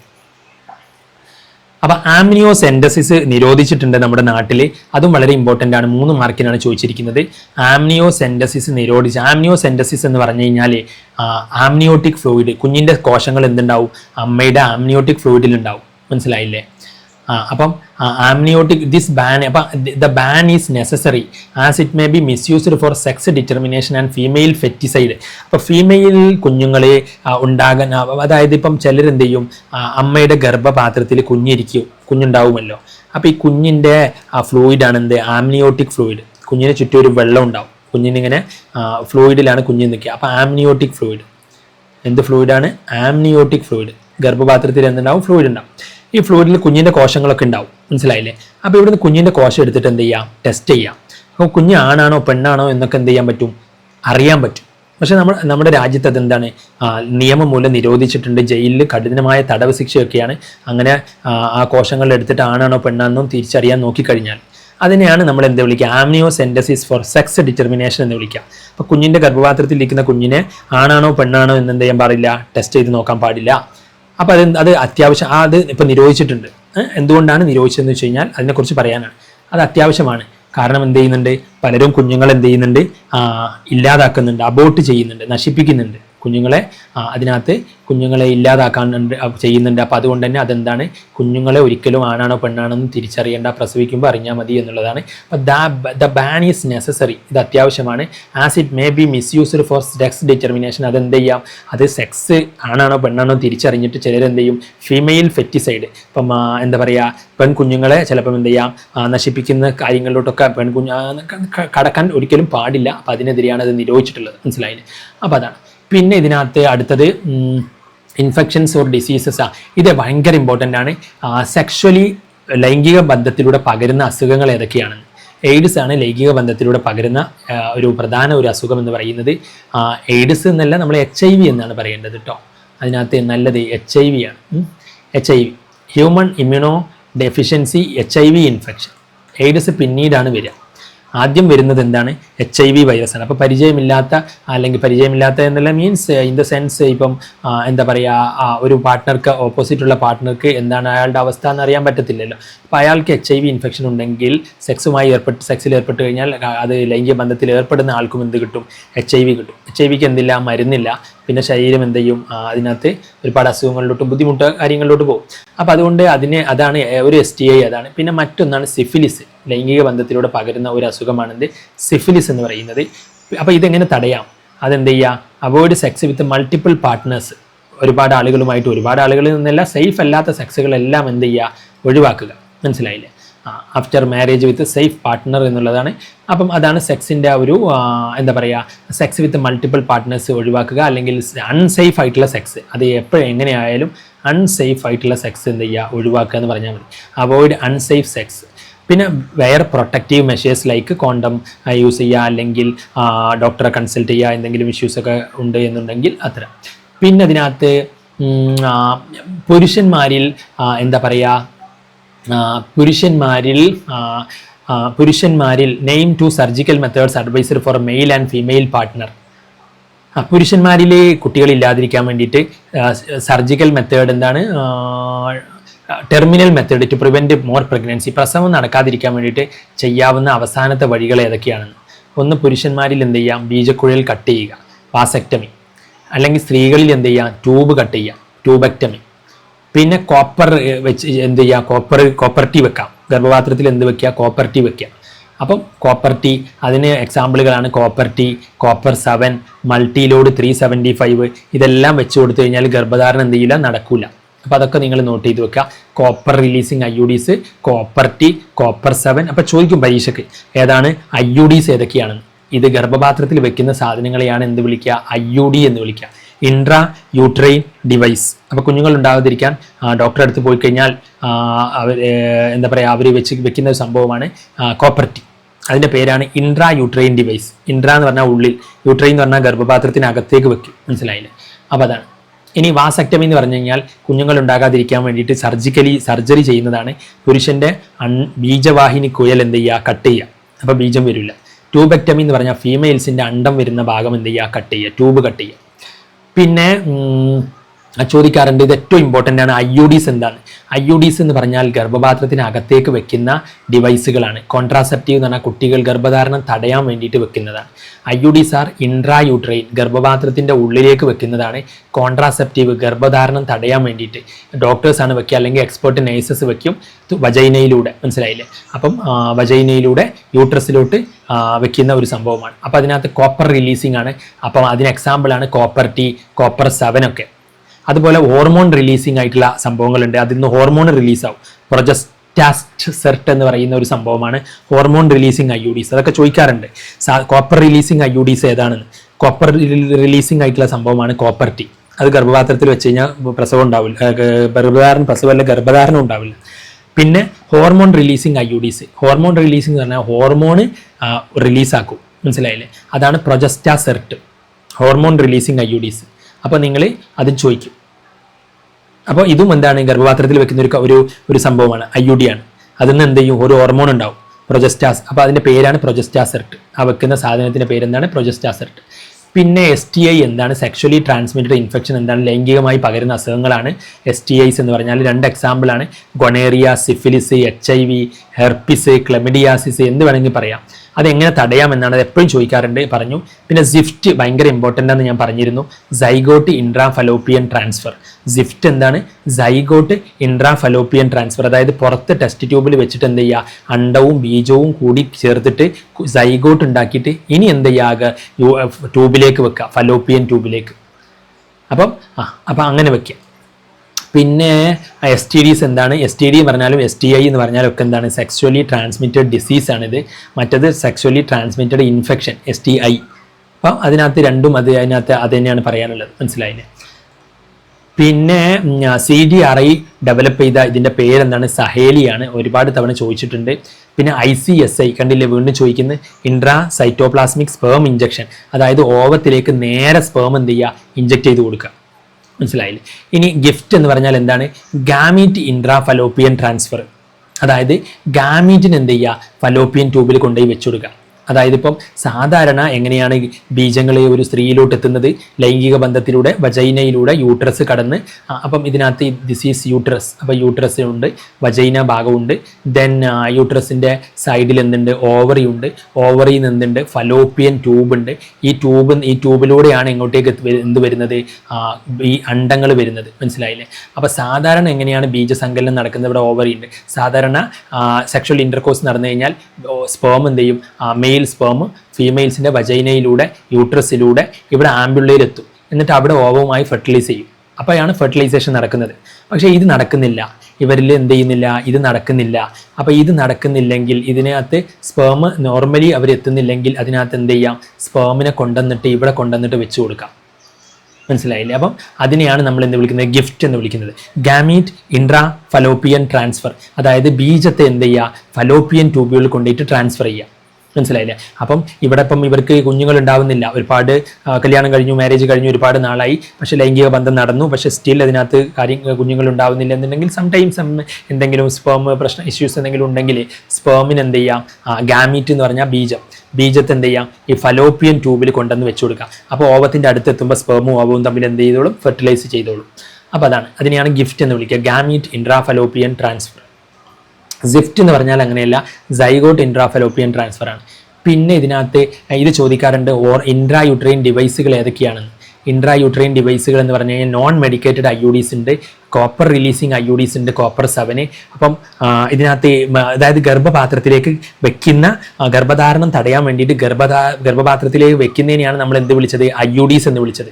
ഈ IUDs ഏതൊക്കെയുണ്ട്, മരുന്നൊന്നും വെക്കാത്ത സാധാ IUDs ഉണ്ട്. മനസ്സിലായില്ലേ? അപ്പം നോൺ മെഡിക്കേറ്റഡ് IUDs, അതിന് എക്സാമ്പിളാണ് ലിപ്പസ് ലൂപ്പ്. അതിൻ്റെ പേരെന്താണ്, ലിപ്പസ് ലൂപ്പ്. പിന്നെ കോപ്പർ റിലീസാക്കുന്ന IUDs ആണ് കോപ്പർ 7ഉം കോപ്പർ T ഒക്കെ. പിന്നെ ഹോർമോൺ റിലീസിങ് IUDs ഉണ്ട്, LNG, പ്രൊജസ്റ്റാസെർട്ട് ഒക്കെ. മനസ്സിലായില്ലേ? അപ്പം 3 ടൈപ്പ് IUDs ഉണ്ട്. ഒന്ന് നോൺ മെഡിക്കേറ്റഡ് IUDs. അതിനകത്ത് മരുന്ന് കാര്യങ്ങളൊന്നും ഉണ്ടാവില്ല. ഒരു ഗർഭധാരണം തടയാൻ വേണ്ടിയിട്ട് ജസ്റ്റ് വെക്കാത്രേ ഉള്ളൂ. Non medicated IUDs. പിന്നെ കോപ്പർ റിലീസ് ആക്കുന്ന IUDs ആണ് ഇതെല്ലാം. കോപ്പർ T, കോപ്പർ 7 എന്നൊക്കെ എഴുതിയാൽ മതി. Copper releasing IUDs. Copper releasing IUDs, ഗർഭധാരണം തടയാൻ വേണ്ടിയിട്ട് വെക്കുന്ന കോപ്പർ റിലീസ് ആക്കുന്ന സംഭവങ്ങൾ. കോപ്പർ എന്ത് ചെയ്യും? സ്പേമിനെ നശിപ്പിക്കും. അപ്പോൾ പുരുഷ ബീജം എന്ത് ചെയ്യും? ചാവും. അപ്പോൾ പ്രസവം ഉണ്ടാവില്ല. ഇനി പ്രൊജസ്റ്റാസെർട്ട് LNG-20 ഇതൊക്കെ ഹോർമോൺ റിലീസ് ആക്കുന്ന IUDs ആണ്. Hormone releasing IUDs. അപ്പോൾ അതും കഴിഞ്ഞു. ഇനി ഇതിനകത്ത് ചൈൽഡ് ഹെൽത്ത്, നമ്മളുടെ കുഞ്ഞുങ്ങളുടെ ആരോഗ്യത്തിന് വേണ്ടിയിട്ടുള്ള ഒരു പ്രോഗ്രാമാണ് RCH, reproductive and child health care programme. RCH? കുഞ്ഞുങ്ങളുടെ അമ്മയുടെയും കുഞ്ഞുങ്ങളുടെ ആരോഗ്യത്തിനുമായി ബന്ധപ്പെട്ടിട്ടുള്ള ഒരു പ്രോഗ്രാമാണ്. റൈറ്റ്. അതിൻ്റെ 4 ഒബ്ജക്റ്റീവുകൾ എഴുതാനാണ്. അപ്പോൾ എന്താണ് RCH ചോദിക്കാം. RCH എന്ന് പറഞ്ഞാൽ റിപ്രൊഡക്റ്റീവ് എന്ന് വെച്ച് കഴിഞ്ഞാൽ പ്രത്യുൽപാദനം, കുഞ്ഞുങ്ങൾ ഉണ്ടാകുന്നതുമായി ബന്ധപ്പെട്ട്. അതുപോലെ തന്നെ ചൈൽഡ് ഹെൽത്ത്, കുഞ്ഞുങ്ങളുടെ ആരോഗ്യവുമായി ബന്ധപ്പെട്ടിട്ടൊക്കെയുള്ള പ്രോഗ്രാംസ് ആണ് RCH പ്രോഗ്രാം. അതിൻ്റെ ലക്ഷ്യങ്ങൾ, അതെന്തൊക്കെയാണ് മുന്നോട്ട് വെക്കുന്ന കാര്യങ്ങൾ, അതിൻ്റെ ലക്ഷ്യങ്ങൾ എന്തൊക്കെയാണ്? ഒന്ന്, ജനങ്ങൾക്കിടയിൽ എന്ത് ചെയ്യുക? ആരോഗ്യം അവബോധം ഉണ്ടാക്കുക. Create awareness among people about various reproductive health related aspect. പ്രത്യുൽപാദനപരമായി ആളുകളിൽ എന്ത് ചെയ്യുക? അവബോധം കൊടുക്കുക. ഇന്ന കാര്യങ്ങൾ ചെയ്യണം, ഇന്ന കാര്യങ്ങൾ ചെയ്തു കഴിഞ്ഞാൽ ലൈംഗികപരമായിട്ട് അല്ലെങ്കിൽ എന്താ പറയുക, പ്രത്യുൽപാദനപരമായിട്ടുള്ള അറിവുകൾ ആളുകൾക്ക് കൊടുക്കുക. അപ്പം സേഫായിട്ടുള്ള സെക്സിലോട്ട് ഏർപ്പെട്ടില്ലെങ്കിൽ അസുഖങ്ങൾ വരാം എന്ന കാര്യങ്ങളൊക്കെ പറഞ്ഞു കൊടുക്കുക. അങ്ങനെ provide facilities and support for building up of reproductively healthy society. അപ്പോൾ എന്ത് ചെയ്യുക? ഒരു ആരോഗ്യമുള്ള ഒരു സമൂഹം വാർത്തെടുക്കാൻ വേണ്ടിയിട്ടുള്ള സാഹചര്യങ്ങൾ ഒരുക്കുക, എന്താ പറയുക, അതിന് വേണ്ടിയിട്ടുള്ള സൗകര്യങ്ങൾ ഒരുക്കി കൊടുക്കുക. അതൊക്കെ പ്രൊവൈഡ് ഫെസിലിറ്റീസ്. അപ്പോൾ എന്താണ് RCHന്റെ കടമകൾ? ജനങ്ങൾക്കിടയിൽ എന്ത് ചെയ്യുക? ബോധവൽക്കരിക്കുക. ലൈംഗിക ആരോഗ്യത്തെക്കുറിച്ച് എന്ത് ചെയ്യുക? ബോധവൽക്കരിക്കുക. പിന്നെ എന്ത് കൊടുക്കുക? അതിനുള്ള സൗകര്യങ്ങളൊക്കെ ഒരുക്കി കൊടുക്കുക. പിന്നെന്ത് ചെയ്യുക? അതിനെക്കുറിച്ച് വിദ്യാഭ്യാസം കൊടുക്കുക. എഡ്യൂക്കേറ്റ് അബൌട്ട് റിപ്രൊഡക്റ്റീവ് ഹെൽത്ത്, ലൈംഗിക ആരോഗ്യത്തെക്കുറിച്ച്. അഡോളസൻസ്, ഈ ഒരു എന്താ പറയുക, ടീനേജ് കാലഘട്ടത്തിൽ അതുമായി ബന്ധപ്പെട്ട് ഉള്ള പ്രശ്നങ്ങൾ ഉണ്ടാകാം. അപ്പോൾ അതിലോട്ടൊക്കെ അതുമായി ബന്ധപ്പെട്ട കാര്യങ്ങളിലൊക്കെ ഉപദേശം കൊടുക്കുക. മനസ്സിലായില്ലേ? അപ്പം അത്തരം കാര്യങ്ങളിലൊക്കെ. പിന്നെ റെഡ്യൂസ് മറ്റേണൽ മോർട്ടാലിറ്റി റേറ്റ്. അമ്മമാരെന്ത് ചെയ്യാം? പ്രസവത്തെ തുടർന്ന് മരിക്കുക. അപ്പോൾ അതൊക്കെ കുറയ്ക്കുക. അതൊക്കെ അതിൻ്റെ ഭാഗങ്ങളായിട്ട് വരുന്നതാണ്. അപ്പം RCH പ്രോഗ്രാമിൻ്റെ സംഭവങ്ങൾ എന്തൊക്കെയാണെന്ന് ചോദിക്കാം. പിന്നെ അതിനകത്ത് ഇതൊക്കെ നമ്മൾ ഓൾറെഡി ഡിസ്കസ്ഡ് ആണ്. സെക്ഷലി ലൈംഗിക രോഗങ്ങൾ എങ്ങനെയാണ് പകരുന്നതെന്ന്. പിന്നെ name the technique of transferring embryos up to 8 blastomere into fallopian tube. അതായത് എന്ത് ചെയ്തു? കുഞ്ഞുണ്ടാവുന്നില്ല. കല്യാണം കഴിഞ്ഞു, ദമ്പതികളാണ്, കുഞ്ഞുണ്ടാവുന്നില്ല. അപ്പോൾ എന്ത് ചെയ്തു? അവർ പുറത്ത് പോയിട്ട് ലാബിൽ വെച്ചിട്ട് എന്ത് ചെയ്യാം? അവരുടെ ഒരു മദറിൻ്റെ ഓവവും ഫാദറിൻ്റെ ബീജവും തമ്മിൽ എന്ത് ചെയ്യാം? കൂട്ടിച്ചേർത്തിട്ട് അവിടെ സൈഗോട്ട് ഉണ്ടാവും. ഈ സൈഗോട്ട് നമുക്കറിയാം ഒരു സെല്ലാണ്. പിന്നെ അത് ഉടനെ തന്നെ എന്താവും? 2 സെല്ലാവും. പിന്നെ ഉടനെ തന്നെ എന്താവും? 4 സെല്ലാവും. പിന്നെ ഉടനെ തന്നെ എന്താവും? 8 സെല്ലാവും. പിന്നെ ഉടനെ തന്നെ എന്താവും? അപ്പോൾ ഈ 8 സെല്ല് മുതൽ 8 സെല്ലാവുന്ന സമയത്ത് നമ്മൾ എന്ത് ചെയ്യും? ഇനി ടെസ്റ്റ് ട്യൂബിൽ നിന്ന് എടുത്തിട്ട് എവിടേക്ക് വെക്കും? മദറിൻ്റെ ഫലോപ്പിയൻ ട്യൂബിലേക്ക് വെക്കും. അതിനെയാണ് നമ്മൾ സിഫ്റ്റ് എന്ന് വിളിക്കുന്നത്. എങ്ങനെയാണ് സിഫ്റ്റ്? അതായത് ഈ 8 സെല്ലുകളാവുന്ന ഒരു സമയത്ത്, അതുവരെ ഇപ്പോൾ ലാബിലാണ്, ടെസ്റ്റ് ട്യൂബിലാണ്, ലാബിനകത്താണ്, ഗർഭപാത്രത്തിലോട്ട് ആക്കിയിട്ടില്ല. അപ്പോൾ അവരെന്ത് ചെയ്തു? പുറത്ത് വെച്ചിട്ട് കുഞ്ഞ് ഫെർട്ടിലൈസേഷൻ നടത്തി ലാബിൽ വെച്ചിട്ട് കുഞ്ഞിനെ എന്ത് ചെയ്യാണ്? വളർന്ന് ആദ്യത്തെ കുറച്ച് കോശങ്ങൾ ലാബിൽ രൂപപ്പെടുകയാണ്. ഇനി എന്ത് ചെയ്യാണ്? ഇനി അമ്മയുടെ ട്യൂബിലേക്ക് വെക്കുകയാണ്. ഇനി അമ്മയുടെ ഫലോപ്പിയൻ ട്യൂബിലേക്ക് എന്ത് ചെയ്യാണ്? കൊണ്ടുപോയി വെക്കുകയാണ്. അതിനെയാണ് നമ്മൾ സിഫ്റ്റ് എന്ന് വിളിക്കുക. അതാണ് എന്ത്? Zygote intrafallopian transfer, ZIFT. അപ്പോൾ അത് എപ്പോഴും ചോദിക്കാറുണ്ട്. വളരെ ഇമ്പോർട്ടൻ്റ് ആണ്, നിങ്ങൾക്ക് മനസ്സിലായിട്ടുണ്ടാവും. ഇനി നേരെ ബീജത്തെ കൊണ്ടുപോയി വെക്കുകയാണെങ്കിൽ അതിനെ ഗിഫ്റ്റ് എന്നാണ് വിളിക്കുക. എന്താണ്? ഗിഫ്റ്റ്. അതായത് നമ്മളിപ്പോൾ പറഞ്ഞു, സാധാരണഗതിയിൽ എന്ത് ചെയ്യുന്നില്ല, അവർക്ക് സെക്ഷൽ ഇൻ്റർകോഴ്സ് വഴി ബീജങ്ങൾ എന്ത് ചെയ്യുന്നില്ല, കുഞ്ഞുങ്ങൾ ഉണ്ടാവുന്നില്ല. അപ്പം എന്ത് ചെയ്യാം? അപ്പം ബീജത്തെ എടുത്തിട്ട് അവരുടെ ഹസ്ബൻഡിൻ്റെ ബീജം കളക്ട് ചെയ്തിട്ട് ബീജം എടുത്തിട്ട് എന്ത് ചെയ്യാം? ബീജത്തിലെ സ്പേം എടുത്തിട്ട് സ്പേമിനെ നേരെ കൊണ്ടുവന്ന് എന്ത് ചെയ്യാം? ഈ ഫലോപ്പിയൻ ട്യൂബിൽ വെക്കാം. അപ്പം പെട്ടെന്ന് ഓവം വരുമ്പം എന്ത് ചെയ്യുള്ളൂ? ഫെർട്ടിലൈസേഷൻ നടന്നോളും. അപ്പം അങ്ങനെ നടക്കുന്നതിനെയാണ് നമ്മൾ ഗിഫ്റ്റ് എന്ന് വിളിക്കുന്നത്. അപ്പോൾ അത് ഗിഫ്റ്റ്. ഓക്കെ. ഇനി ആംനിയോസെൻറ്റസിസ് അതൊക്കെ നമ്മൾ ഓൾറെഡി പറഞ്ഞതാണ്, എന്തുകൊണ്ടാണ് നിരോധിച്ചിരിക്കുന്നതെന്ന്. പിന്നെ ആക്ച്വലി വാട്ട് ഈസ് ആംനിയോസെൻറ്റസിസ് എന്ന് ചോദിക്കാം. ശരിക്കും ആംനിയോസെൻറ്റസിസ് എന്താണെന്നറിയോ? ഈ ഗർഭപാത്രത്തിൽ it is an invasive prenatal diagnostic പ്രൊസീജിയറാണ് to diagnose chromosomal abnormalities and genetic disorders in a foetus. അതായത് ഒരു കുഞ്ഞ് ജനിക്കുമ്പോൾ ആ കുഞ്ഞിന് എന്തെങ്കിലും ജനിതക തകരാറുകളുണ്ടോ, കുഞ്ഞിന് കായലില്ലേ, അല്ലെങ്കിൽ എന്തെങ്കിലും ബുദ്ധിമാന്ദ്യം ഉണ്ടോ, അല്ലെങ്കിൽ എന്തെങ്കിലും എന്താ പറയുക അവയവങ്ങളെ പ്രശ്നങ്ങളോ എന്തെങ്കിലും അസുഖങ്ങളോ ഒക്കെ ഉണ്ടോ എന്നറിയാൻ വേണ്ടിയിട്ട്, കുഞ്ഞിന് എന്തെങ്കിലും ക്രോമസോമിൻ്റെ പ്രശ്നങ്ങളുണ്ടോ എന്നൊക്കെ അറിയാൻ വേണ്ടിയിട്ട് എന്ത് ചെയ്യാം, ആ കുഞ്ഞിൻ്റെ ഫ്ലൂയിഡിൽ നിന്ന് സെല്ലെടുക്കാം. അതാണ് നമ്മൾ പറഞ്ഞിരുന്നു ആംനിയോസെൻറ്റസിസ്. അതെന്തിനും ഉപയോഗിക്കാൻ പാടില്ല, കുഞ്ഞാണാണോ പെണ്ണാണോ തിരിച്ചറിയാൻ ഉപയോഗിക്കാൻ പാടില്ല. പക്ഷേ രോഗങ്ങൾ കാര്യങ്ങളൊക്കെ എന്ത് ചെയ്യാം, തിരിച്ചറിയാൻ വേണ്ടിയിട്ട് എന്ത് ചെയ്യാം, കുഞ്ഞിൻ്റെ കോശങ്ങൾ എടുക്കാം. അപ്പോൾ അതിനെയാണ് നമ്മൾ ആംനിയോസെൻറ്റസിസ് എന്ന് വിളിക്കുക ശരിക്ക്. പക്ഷേ അത് സെക്സ് ഡിറ്റർമിനേഷന് വേണ്ടിയിട്ട് എന്താണ്, ബാൻഡാണ്. അപ്പം ആംനിയോസെൻറ്റസിസ് എന്ന് പറഞ്ഞാൽ ഇൻവേഴ്സീവായിട്ട് നമ്മൾ എന്താ പറയുക, ഇൻവേഴ്സീവ് എന്ന് പറഞ്ഞാൽ സർജിക്കൽ, അതായത് ഉള്ളിലോട്ട് എന്തെങ്കിലും ഇഞ്ചക്ഷനോ ഒക്കെ ചെയ്തിട്ടാണ് അത് എടുക്കുക. മനസ്സിലായില്ലേ? അപ്പോൾ ഇൻവേഴ്സീവായിട്ട് ചെയ്യുന്ന ഒരു പ്രൊസീജിയറാണ്. Prenatal diagnostic പ്രൊസീജിയറാണ്. ജനിക്കുന്നതിന് മുന്നേ ചെയ്യുന്ന ഒരു പ്രൊസീജിയറാണ് ടു ഡയഗ്നോസ് എന്താണ് ക്രോമസോമൽ അബ്നോർമാലിറ്റീസ്, കുഞ്ഞിന് എന്തെങ്കിലും പ്രശ്നങ്ങളുണ്ടോ എന്ന് അറിയാൻ വേണ്ടിയിട്ട്, ആൻഡ് ജെനറ്റിക് ഡിസോർഡേഴ്സ്, കുഞ്ഞിന് എന്തെങ്കിലും ജനിതക തകരാറുകളുണ്ടോ എന്നൊക്കെ അറിയാൻ വേണ്ടിയിട്ടാണ് എന്ത് ആംനിയോസെൻറ്റസിസ്. അപ്പോൾ വാട്ട് ഈസ് ആംനിയോസെൻറ്റസിസ് എന്ന് ചോദിക്കാം. It is an invasive prenatal diagnostic പ്രൊസീജിയറാണ്. അതായത് കുഞ്ഞ് ജനിക്കുന്നതിന് മുന്നേ കുഞ്ഞിൻ്റെ അമ്മയുടെ ഗർഭപാത്രത്തിൽ നിന്ന് കുഞ്ഞിൻ്റെ കോശങ്ങൾ എടുത്തിട്ട് ടെസ്റ്റ് ചെയ്യുക, കുഞ്ഞിന് എന്തെങ്കിലും ജനിതക തകരാറുകളുണ്ടോ എന്ന്. അപ്പോൾ അത് ബാൻഡാണ്, അത് നമ്മൾ ഡിസ്കസ്ഡ് ആണ്. അത് ബാൻഡല്ല, അത് കുഞ്ഞാണാണോ പെണ്ണാണോ തിരിച്ചറിയാൻ എന്താണ് ബാൻഡാണ് എന്നുള്ളത്. ഇനി അതിനകത്ത് മറ്റൊരു കാര്യം എന്ന് പറയുന്നത്, മറ്റൊരു ചോദ്യം ഇതാണ്, all copulations lead to fertilisation and pregnancy. എല്ലാ ലൈംഗിക ബന്ധങ്ങളും കുഞ്ഞുണ്ടാകും അല്ലെങ്കിൽ പ്രസവം ഉണ്ടാകും. Do you agree the statement? നിങ്ങളിത് സമ്മതിക്കുന്നുണ്ടോ? ജസ്റ്റിഫൈ യുവർ ആൻസർ എന്നുള്ളതാണ്. അപ്പം എല്ലാ ലൈംഗിക ബന്ധങ്ങളും എന്ത് ചെയ്യൂല, പ്രസവധാരണത്തിലേക്ക് നടക്കൂല. പ്രസവം നടക്കണമെങ്കിൽ എന്ത് ചെയ്യണം, ജീവനുള്ള സ്പേം ജീവനുള്ള അണ്ടവുമായിട്ട് എന്ത് ചെയ്യണം, കറക്റ്റ് ടൈമിൽ അവിടെ ഫെർട്ടിലൈസേഷൻ, അണ്ടം വരുന്ന സമയത്ത് ബീജം അവിടെ ഉണ്ടായി ഫെർട്ടിലൈസേഷൻ നടന്നു കഴിഞ്ഞാൽ അത്തരം ഒരു ലൈംഗിക ബന്ധം മാത്രമേ എന്ത് ചെയ്യുള്ളൂ, കുഞ്ഞുണ്ടാവുന്നതിലേക്ക് നടക്കുകയുള്ളൂ. അല്ലാണ്ട് എല്ലാ സമയവും ലൈംഗിക ബന്ധം നടന്നു എന്ന് വിചാരിച്ച് എന്തുണ്ടാവില്ല, കുഞ്ഞുണ്ടാവില്ല. അപ്പോൾ ആൾ കോപ്പുലേഷൻ എന്ന് പറഞ്ഞു കഴിഞ്ഞാൽ മെയിൽ ഫീമെയിൽ ഇൻ്റർകോഴ്സ്, എന്താ പറയുക, ലൈംഗിക ബന്ധം. അപ്പോൾ എല്ലാ ലൈംഗിക ബന്ധവും will not lead into pregnancy, ഗർഭധാരണം ഉണ്ടാക്കില്ല. ഇഫ് വയബിൾ സ്പേം, ജീവനുള്ള sperm present in the Fallopian ട്യൂബിലുണ്ടെങ്കിൽ at the time of ovulation, ovum വന്ന് നിൽക്കുന്ന സമയത്ത് അവിടെ സ്പേം ഉണ്ടെങ്കിൽ, അല്ലെങ്കിൽ ആ സമയത്ത് സ്പേം വരുന്നുണ്ടെങ്കിൽ such copulation may lead to fertilization. അതെന്ത് ചെയ്യും, ഗർഭധാരണ ബീജസങ്കലനത്തിലോട്ട് നടക്കും. അതെന്ത് ചെയ്യും, പ്രഗ്നൻസിയിലോട്ട് ലീഡ് ചെയ്യാം. അപ്പോൾ അതാണ്. അപ്പോൾ എല്ലാ ലൈംഗിക ബന്ധങ്ങളും എന്ത് ചെയ്യില്ല, അതിനകത്ത് കുഞ്ഞുണ്ടാവുന്നതിലേക്ക് നയിക്കില്ല എന്നുള്ളതാണ്. പിന്നെ ഇതിനകത്ത് ഇതൊക്കെ നമ്മൾ ഓൾറെഡി ഡിസ്കസ്ഡ് ആണ്. പിന്നെ ഇതിനകത്ത് ഇത് ചോദിക്കുന്നുണ്ട്, പുരുഷൻ്റെ ബീജം വരുന്ന കുഴൽ എന്ത് ചെയ്യാണ്, കട്ട് ചെയ്തതാണ്. അതിനെ വിളിക്കുന്ന പേരാണ് വാസക്ടമി. ഇവിടെ ഏത് സർജറിയാണ്, വിച്ച് പാർട്ട് ഈസ് റിമൂവ്ഡ് എന്ന് ചോദിച്ചിട്ട് ടൈഡപ്പ്, ഏത് ഭാഗമാണ്, പുരുഷൻ്റെ ബീജം വരുന്ന കുഴലാണ്, വാസ് ഡിഫറൻസ്. അപ്പോൾ അത് കട്ട് ചെയ്യുന്നതാണ്. മനസ്സിലായില്ലേ? നെയിം സ്റ്റെറിലൈസേഷൻ മെത്തേഡ് ഇൻ ഫീമെയിൽസിൽ ഏത് മെത്തേഡാണ്, ഫീമെയിൽസിൽ ട്യൂബെക്ടമിയാണ്. ഫീമെയിൽസിൽ എന്താണ്, ട്യൂബെക്ടമിയാണ്. പിന്നെ ഇതൊക്കെ നമ്മൾ ഓൾറെഡി ഡിസ്കസ്ഡ് ആണ്. ഇതൊക്കെ നമ്മൾ ഓൾറെഡി ഡിസ്കസ്ഡ് ആണ്. ഇതിനകത്ത് ഒക്കെ ഓൾറെഡി ഡിസ്കസ്ഡ് ആണ്. ദെൻ അപ്പോൾ ഇതിനകത്ത് ഈ ഒരു ഭാഗമാണ് കട്ട് ചെയ്യുന്നത്. മനസ്സിലായില്ലേ? മെയിൽസിൻ്റെ ബീജം വരുന്ന ഭാഗം. അപ്പോൾ എപ്പോഴും ഈ ഒരു ചോദ്യം നിങ്ങളുടെ പരീക്ഷയിൽ മെയിൻ ആയിട്ടുണ്ടാവും, ഇവിടെ ഇങ്ങനെ കട്ട് ചെയ്യും. മനസ്സിലായില്ലേ? അപ്പോൾ നമുക്കറിയാം ഇതിലൂടെയാണ് എന്ത് വരുന്നത്, ബീജങ്ങൾ വരുന്നത്. അപ്പോൾ ഇവിടെ അങ്ങ് കട്ടായി കഴിഞ്ഞാൽ പിന്നെ ബീജങ്ങൾ എന്ത് ചെയ്യും, ഇങ്ങോട്ട് വരില്ല.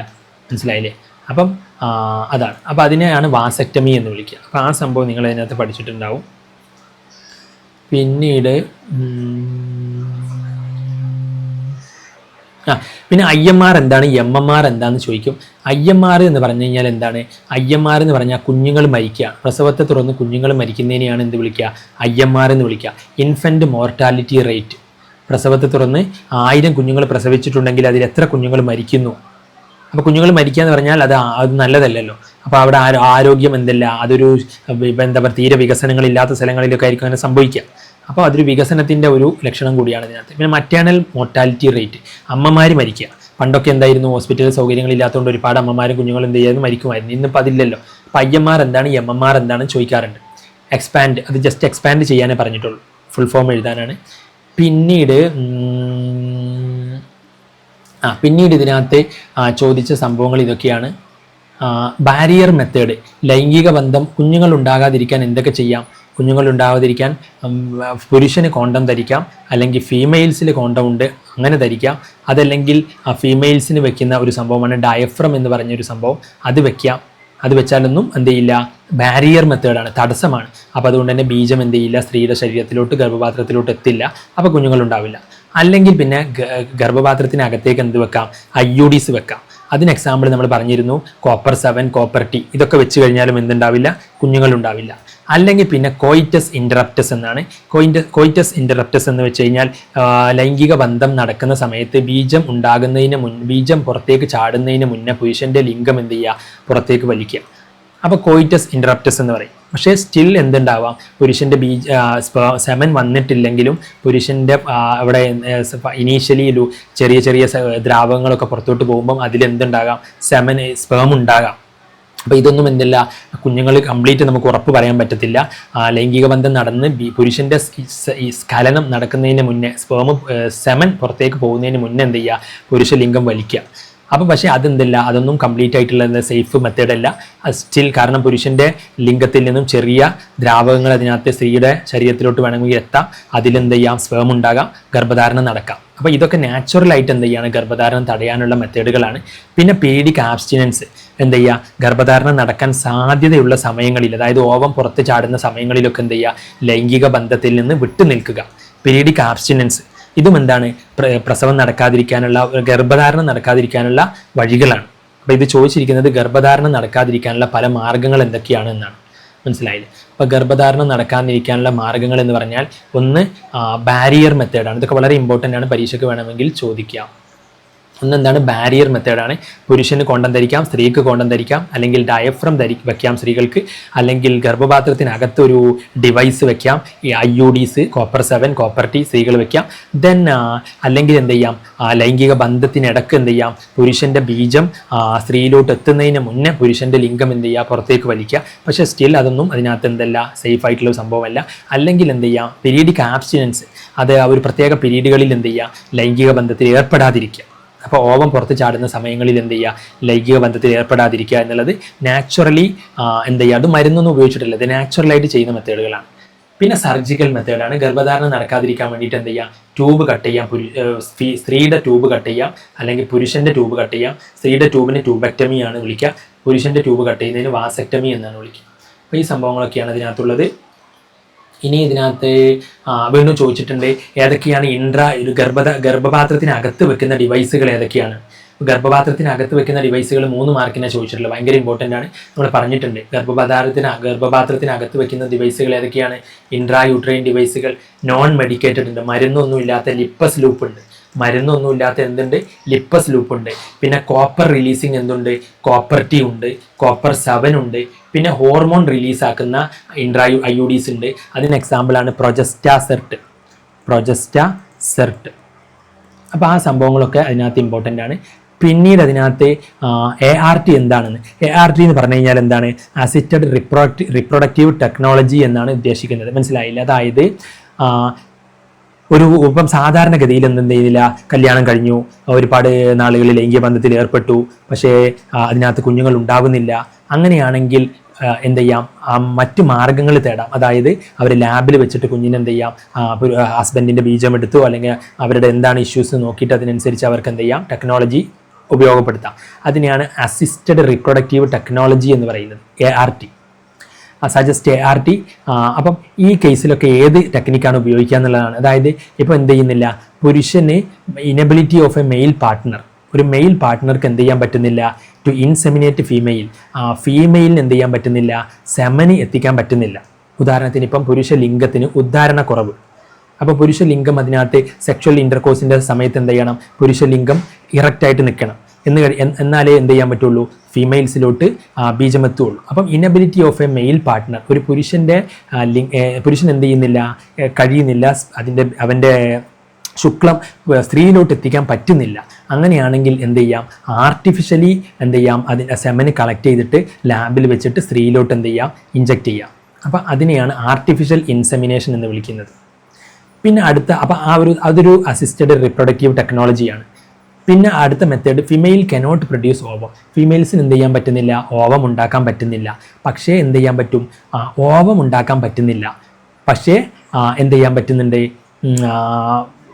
ബാക്കി ഗർഭധാരണം നടക്കുന്നതിന് ബാക്കി കുഴപ്പങ്ങളൊന്നുമില്ല. പക്ഷെ ഫീമെയിൽസിന് എന്തുണ്ടാവുന്നില്ല, ഓവം ഉണ്ടാക്കാൻ പറ്റുന്നില്ല.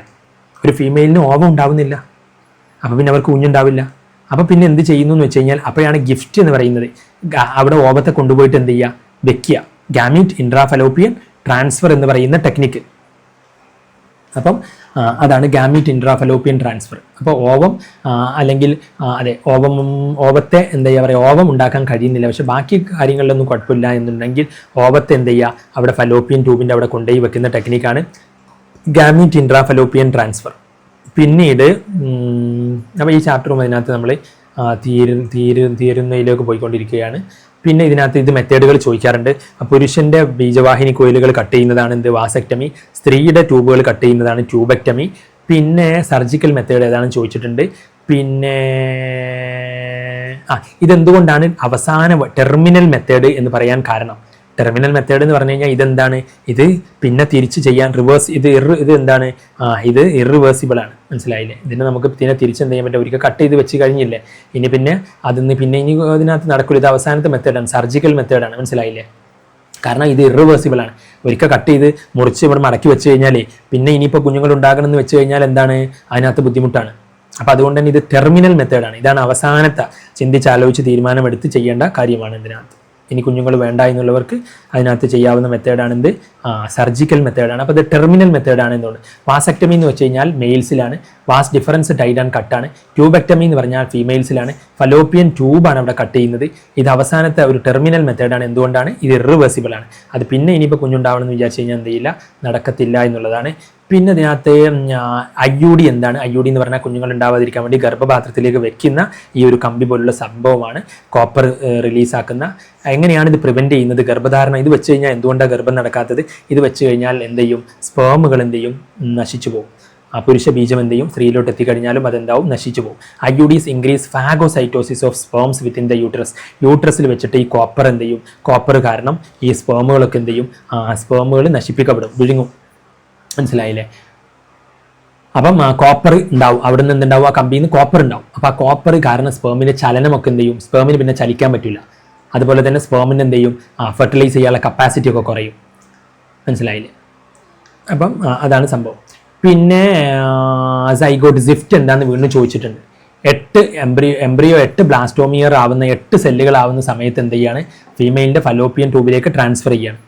പിന്നെ IUT എന്താണെന്ന് ചോദിച്ചിട്ടുണ്ട്, ഇൻട്രാ യൂട്രൈൻ ട്രാൻസ്ഫർ. സൈഗോട്ടിന് നേരെ 8 ബ്ലാസ്റ്റോമിയറിന് കൂടുതലാണെങ്കിൽ നേരെ ഗർഭപാത്രത്തിലേക്ക് വെക്കും. പിന്നെ അത് ഞാൻ പറഞ്ഞുതരാം. പിന്നെ ഇതിനകത്ത് ഇപ്പോൾ ഓൾമോസ്റ്റ് കഴിയാറായി. പിന്നെ ഇതിനകത്ത് ഒക്കെ പറഞ്ഞത് തന്നെയാണ്. ഇതിനകത്ത്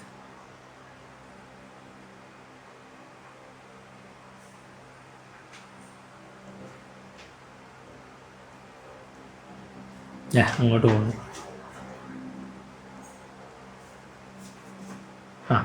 പിന്നെ അടുത്ത ചാപ്റ്ററിലോട്ട് നമ്മൾ എത്തി തുടങ്ങിയിട്ടുണ്ട്. അപ്പം ഇതിനകത്ത്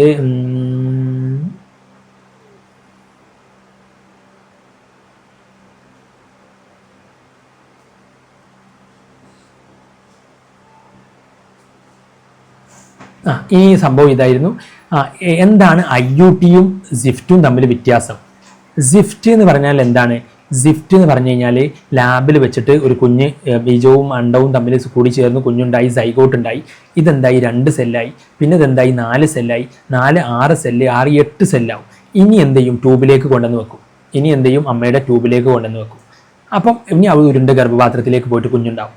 അപ്പം ഇതിനെയാണ് നമ്മൾ എന്ത് വിളിച്ചത്, സിഫ്റ്റ് എന്ന് വിളിച്ചത്. പക്ഷേ ഈ 8ൽ കൂടുതലാണെങ്കിൽ, ഈ സെല്ല് എന്താണ്, 8ൽ കൂടുതലാണെങ്കിൽ ഇനി എന്താ ചെയ്യുക, 8ൽ കൂടുതലാണെങ്കിൽ നേരെ ഗർഭപാത്രത്തിൽ കൊണ്ടുപോയി വെക്കാം. അപ്പോൾ ആ സമയത്ത് അതിനെ ഇൻട്രാ യൂട്രൈൻ ട്രാൻസ്ഫർ എന്നാണ് വിളിക്കുക. ലാബിൽ കുഞ്ഞ് വളർത്തിയിട്ട് കുഞ്ഞായി വരുന്നേ ഉള്ളൂ. അപ്പോൾ 8 സെല്ലാവുന്ന സമയത്ത് എന്ത് ചെയ്യാം, നേരെ ട്യൂബിൽ കൊണ്ടുപോയി വെക്കാം. അതാണ് സിഫ്റ്റ്, സൈഗോട്ട് ഇൻട്രാഫലോപ്പിയൻ ട്രാൻസ്ഫർ. ഇനി 8ൽ കൂടുതൽ കോശങ്ങളായി, അങ്ങനെയെങ്കിൽ നേരെ യൂട്രസിൽ കൊണ്ടുപോയി വെക്കാം. ഇനി ഗർഭപാത്രത്തിൽ അതിനെ ഇൻട്രാ യൂട്രൈൻ ട്രാൻസ്ഫർ എന്നാണ് വിളിക്കുക.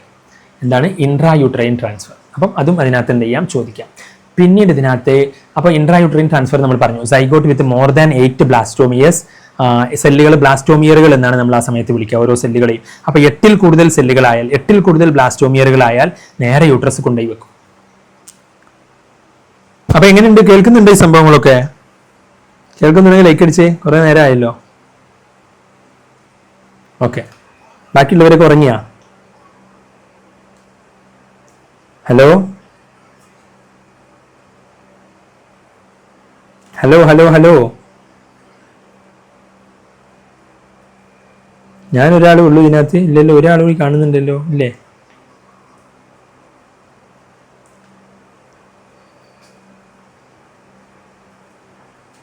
ആ, അപ്പൊ ഇനി അടുത്ത സംഭവം എന്ന് വെച്ച് കഴിഞ്ഞാൽ, ഇനി അടുത്ത സംഭവം എന്താണ്? പിന്നെ ഒരു സംഭവം എന്താണ്, MTPs എന്താണ് എന്നുള്ളതാണ്. MTPs എന്ന് പറഞ്ഞു കഴിഞ്ഞാൽ എന്താണ്? മെഡിക്കൽ ടെർമിനേഷൻ ഓഫ് പ്രഗ്നൻസി ആണ്. ഇപ്പൊ കുട്ടിക്ക് ഭയങ്കര എന്തെങ്കിലും ഇഷ്യൂസ് വന്നു, അല്ലെങ്കിൽ കുട്ടിയോ അമ്മയോ മരണത്തിലേക്ക് പോകാം. അത്തരം കേസുകളിലൊക്കെ എന്ത് ചെയ്യാം? പ്രസവം എന്ത് ചെയ്യും? നിർത്തും, ഇല്ല, പ്രസവം എന്ത് ചെയ്യും? ടെർമിനേറ്റ് ചെയ്യും, അബോഷൻ. അപ്പൊ അത്തരം കേസുകളെയാണ് നമ്മൾ എന്ത് വിളിക്കുക? MTP എന്ന് വിളിക്കുക. മനസ്സിലായില്ലേ? പ്രസവം തുടർന്നു പോയി കഴിഞ്ഞാൽ അമ്മയോ കുഞ്ഞോ മരിക്കാൻ സാധ്യതയുണ്ട്, അല്ലെങ്കിൽ കുഞ്ഞിന് അത്രമാത്രം എന്തുണ്ട്, പ്രശ്നങ്ങളുണ്ട്. അപ്പോൾ പ്രസവം തുടരുന്നത് നല്ലതല്ല എന്നുണ്ടെങ്കിൽ എന്ത് ചെയ്യാം? ഒരു ഡോക്ടറുടെ അഡ്വൈസ് പ്രകാരം, ഡോക്ടറുടെ നിർദ്ദേശത്തോട് കൂടിയിട്ട് എന്ത് ചെയ്യാം? പ്രസവം നിർത്താം. നിർത്താന്ന് പറഞ്ഞാൽ ഇല്ല, അബോഷൻ അതിലോട്ട് പോകാം. MTP എന്നാണ് ഇതിനെ വിളിക്കുക, medical termination of pregnancy. In case of pregnancy causing harm or being fatal to mother, അമ്മയ്ക്ക് എന്താവാം? മരണകാരണമാകാം, അല്ലെങ്കിൽ കുഞ്ഞിന് എന്താവും? മരണകാരണമാകാം. മനസ്സിലായില്ലേ? അപ്പം ആ കേസുകളിലൊക്കെ എന്ത് ചെയ്യാം? Termination of pregnancy with advice of a doctor. അപ്പം നിയമപ്രകാരം അതിനകത്ത് എന്ത് ചെയ്യാം? അതിൻ്റെ അതാണ് MTP, മെഡിക്കൽ ടെർമിനേഷൻ. അപ്പോൾ ചോദ്യം എന്താണ്?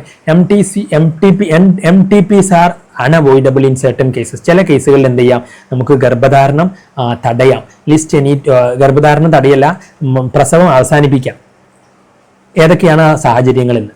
അപ്പം ഒന്ന്, കുഞ്ഞിൻ്റെയോ അമ്മയുടെയോ ആരോഗ്യത്തിനെ ബാധിക്കുന്ന രീതിയിൽ മരണകാരണമായേക്കാം എന്നുള്ള സാഹചര്യത്തിൽ എന്ത് ചെയ്യാം? പ്രസവം അതിനകത്ത് അവിടെ വെച്ചിട്ട് അബോർട്ട് ചെയ്യാം, നിർത്താം. അല്ലെങ്കിൽ കുഞ്ഞിൻ്റെ in continuation of pregnancy being harmful or fatal to mother, അല്ലെങ്കിൽ ഫെയ്റ്റൽ ടു ഫീറ്റസ്. അപ്പം ഫെയ്റ്റൽ ടു ഫീറ്റസ് അല്ല, ഫെയ്റ്റൽ ടു മദർ ആണ്. പിന്നെ കുഞ്ഞിന് എന്ത് ചെയ്യാണ്? ഭയങ്കരമായ രീതിയിൽ അതിനകത്ത് എന്തെങ്കിലും കുഞ്ഞിൻ്റെ ഇഷ്യൂസ് ഉണ്ടെങ്കിൽ ഡോക്ടറുടെ നിർദ്ദേശപ്രകാരം, ഇതെല്ലാം ചെയ്യേണ്ടത് ഡോക്ടറുടെ നിർദ്ദേശപ്രകാരമാണ്. പിന്നെ അതിനകത്ത് അതൊക്കെ നമ്മൾ പറഞ്ഞു.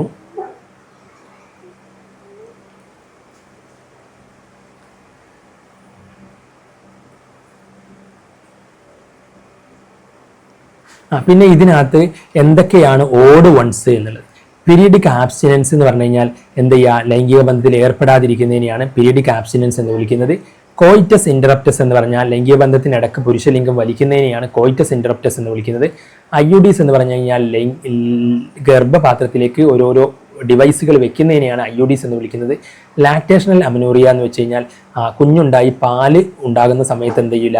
അടുത്ത പ്രസവം നടക്കാനുള്ള സാധ്യത കുറവാണ്. കുറവാന്നല്ല, ചിലപ്പോൾ ഉണ്ടാകാം, പക്ഷെ എന്നിരുന്നാലും ഒരു എന്താണ്, പാല് നന്നായിട്ടുണ്ടാകുന്ന ആ ഒരു സമയം, കുഞ്ഞ് ജനിച്ച ഉടനെ ഒക്കെ എന്ത് ചെയ്യില്ല? ശരീരം അടുത്ത പ്രസവത്തിലേക്ക് എന്ത് ചെയ്യില്ല? പോവില്ല. അപ്പം അങ്ങനെ അതൊക്കെ ഗർഭധാരണം തടയാനുള്ള നാച്ചുറൽ മെത്തേഡുകളാണ്. അപ്പം നാച്ചുറൽ കോൺട്രാസെപ്റ്റീവ് മെത്തേഡ്സ് ആണ് പീരിയഡിക് ആബ്സ്റ്റിനൻസ്, ലാക്ടേഷണൽ അമനോറിയ, പിന്നെ കോയിറ്റസ് ഇൻറ്ററപ്റ്റസ് ഒക്കെ. പക്ഷേ ഇതെന്തല്ല, ഇത് മറ്റൊരു മെത്തേഡാണ്. മനസ്സിലായില്ലേ? IUDs എന്ന് പറഞ്ഞാൽ എന്താണ്? ബാരിയർ ഇൻട്രായൂട്രൈൻ ഡിവൈസ് എന്ന് പറയുന്ന ഒരു മെത്തേഡാണ്. അതായത് കുഞ്ഞുങ്ങൾ ഉണ്ടാകാതെ, അപ്പോൾ ഇത് നാച്ചുറൽ മെത്തേഡ് അല്ല. IUDs എന്തല്ല? നാച്ചുറൽ മെത്തേഡ്സ് അല്ല. മനസ്സിലായില്ലേ? അപ്പം അതാണ് ഇതിനകത്ത്.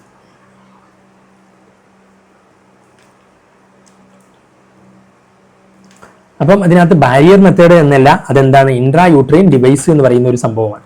ബാരിയർ മെത്തേഡിൽ നമ്മൾ കോണ്ടം, സെർവിക്കൽ ക്യാപ്പ്, ഡയഫ്രം ഒക്കെയാണ് പെടുത്തുക. പക്ഷേ ഇത് ഇൻട്രായൂട്രൈൻ ഡിവൈസ് ആണ്. അപ്പോൾ ഇത് നാച്ചുറൽ അല്ല എന്നുള്ളതാണ്. നാച്ചുറൽ ആയിട്ട് ലൈംഗികബന്ധം കുഞ്ഞുങ്ങൾ ഉണ്ടാവാതിരിക്കാനുള്ളത് ആബ്സിനൻസ്, കോയിറ്റസ് ഇൻറ്ററപ്റ്റസ്, ലാക്ടേഷണൽ അമനോറിയ അല്ല.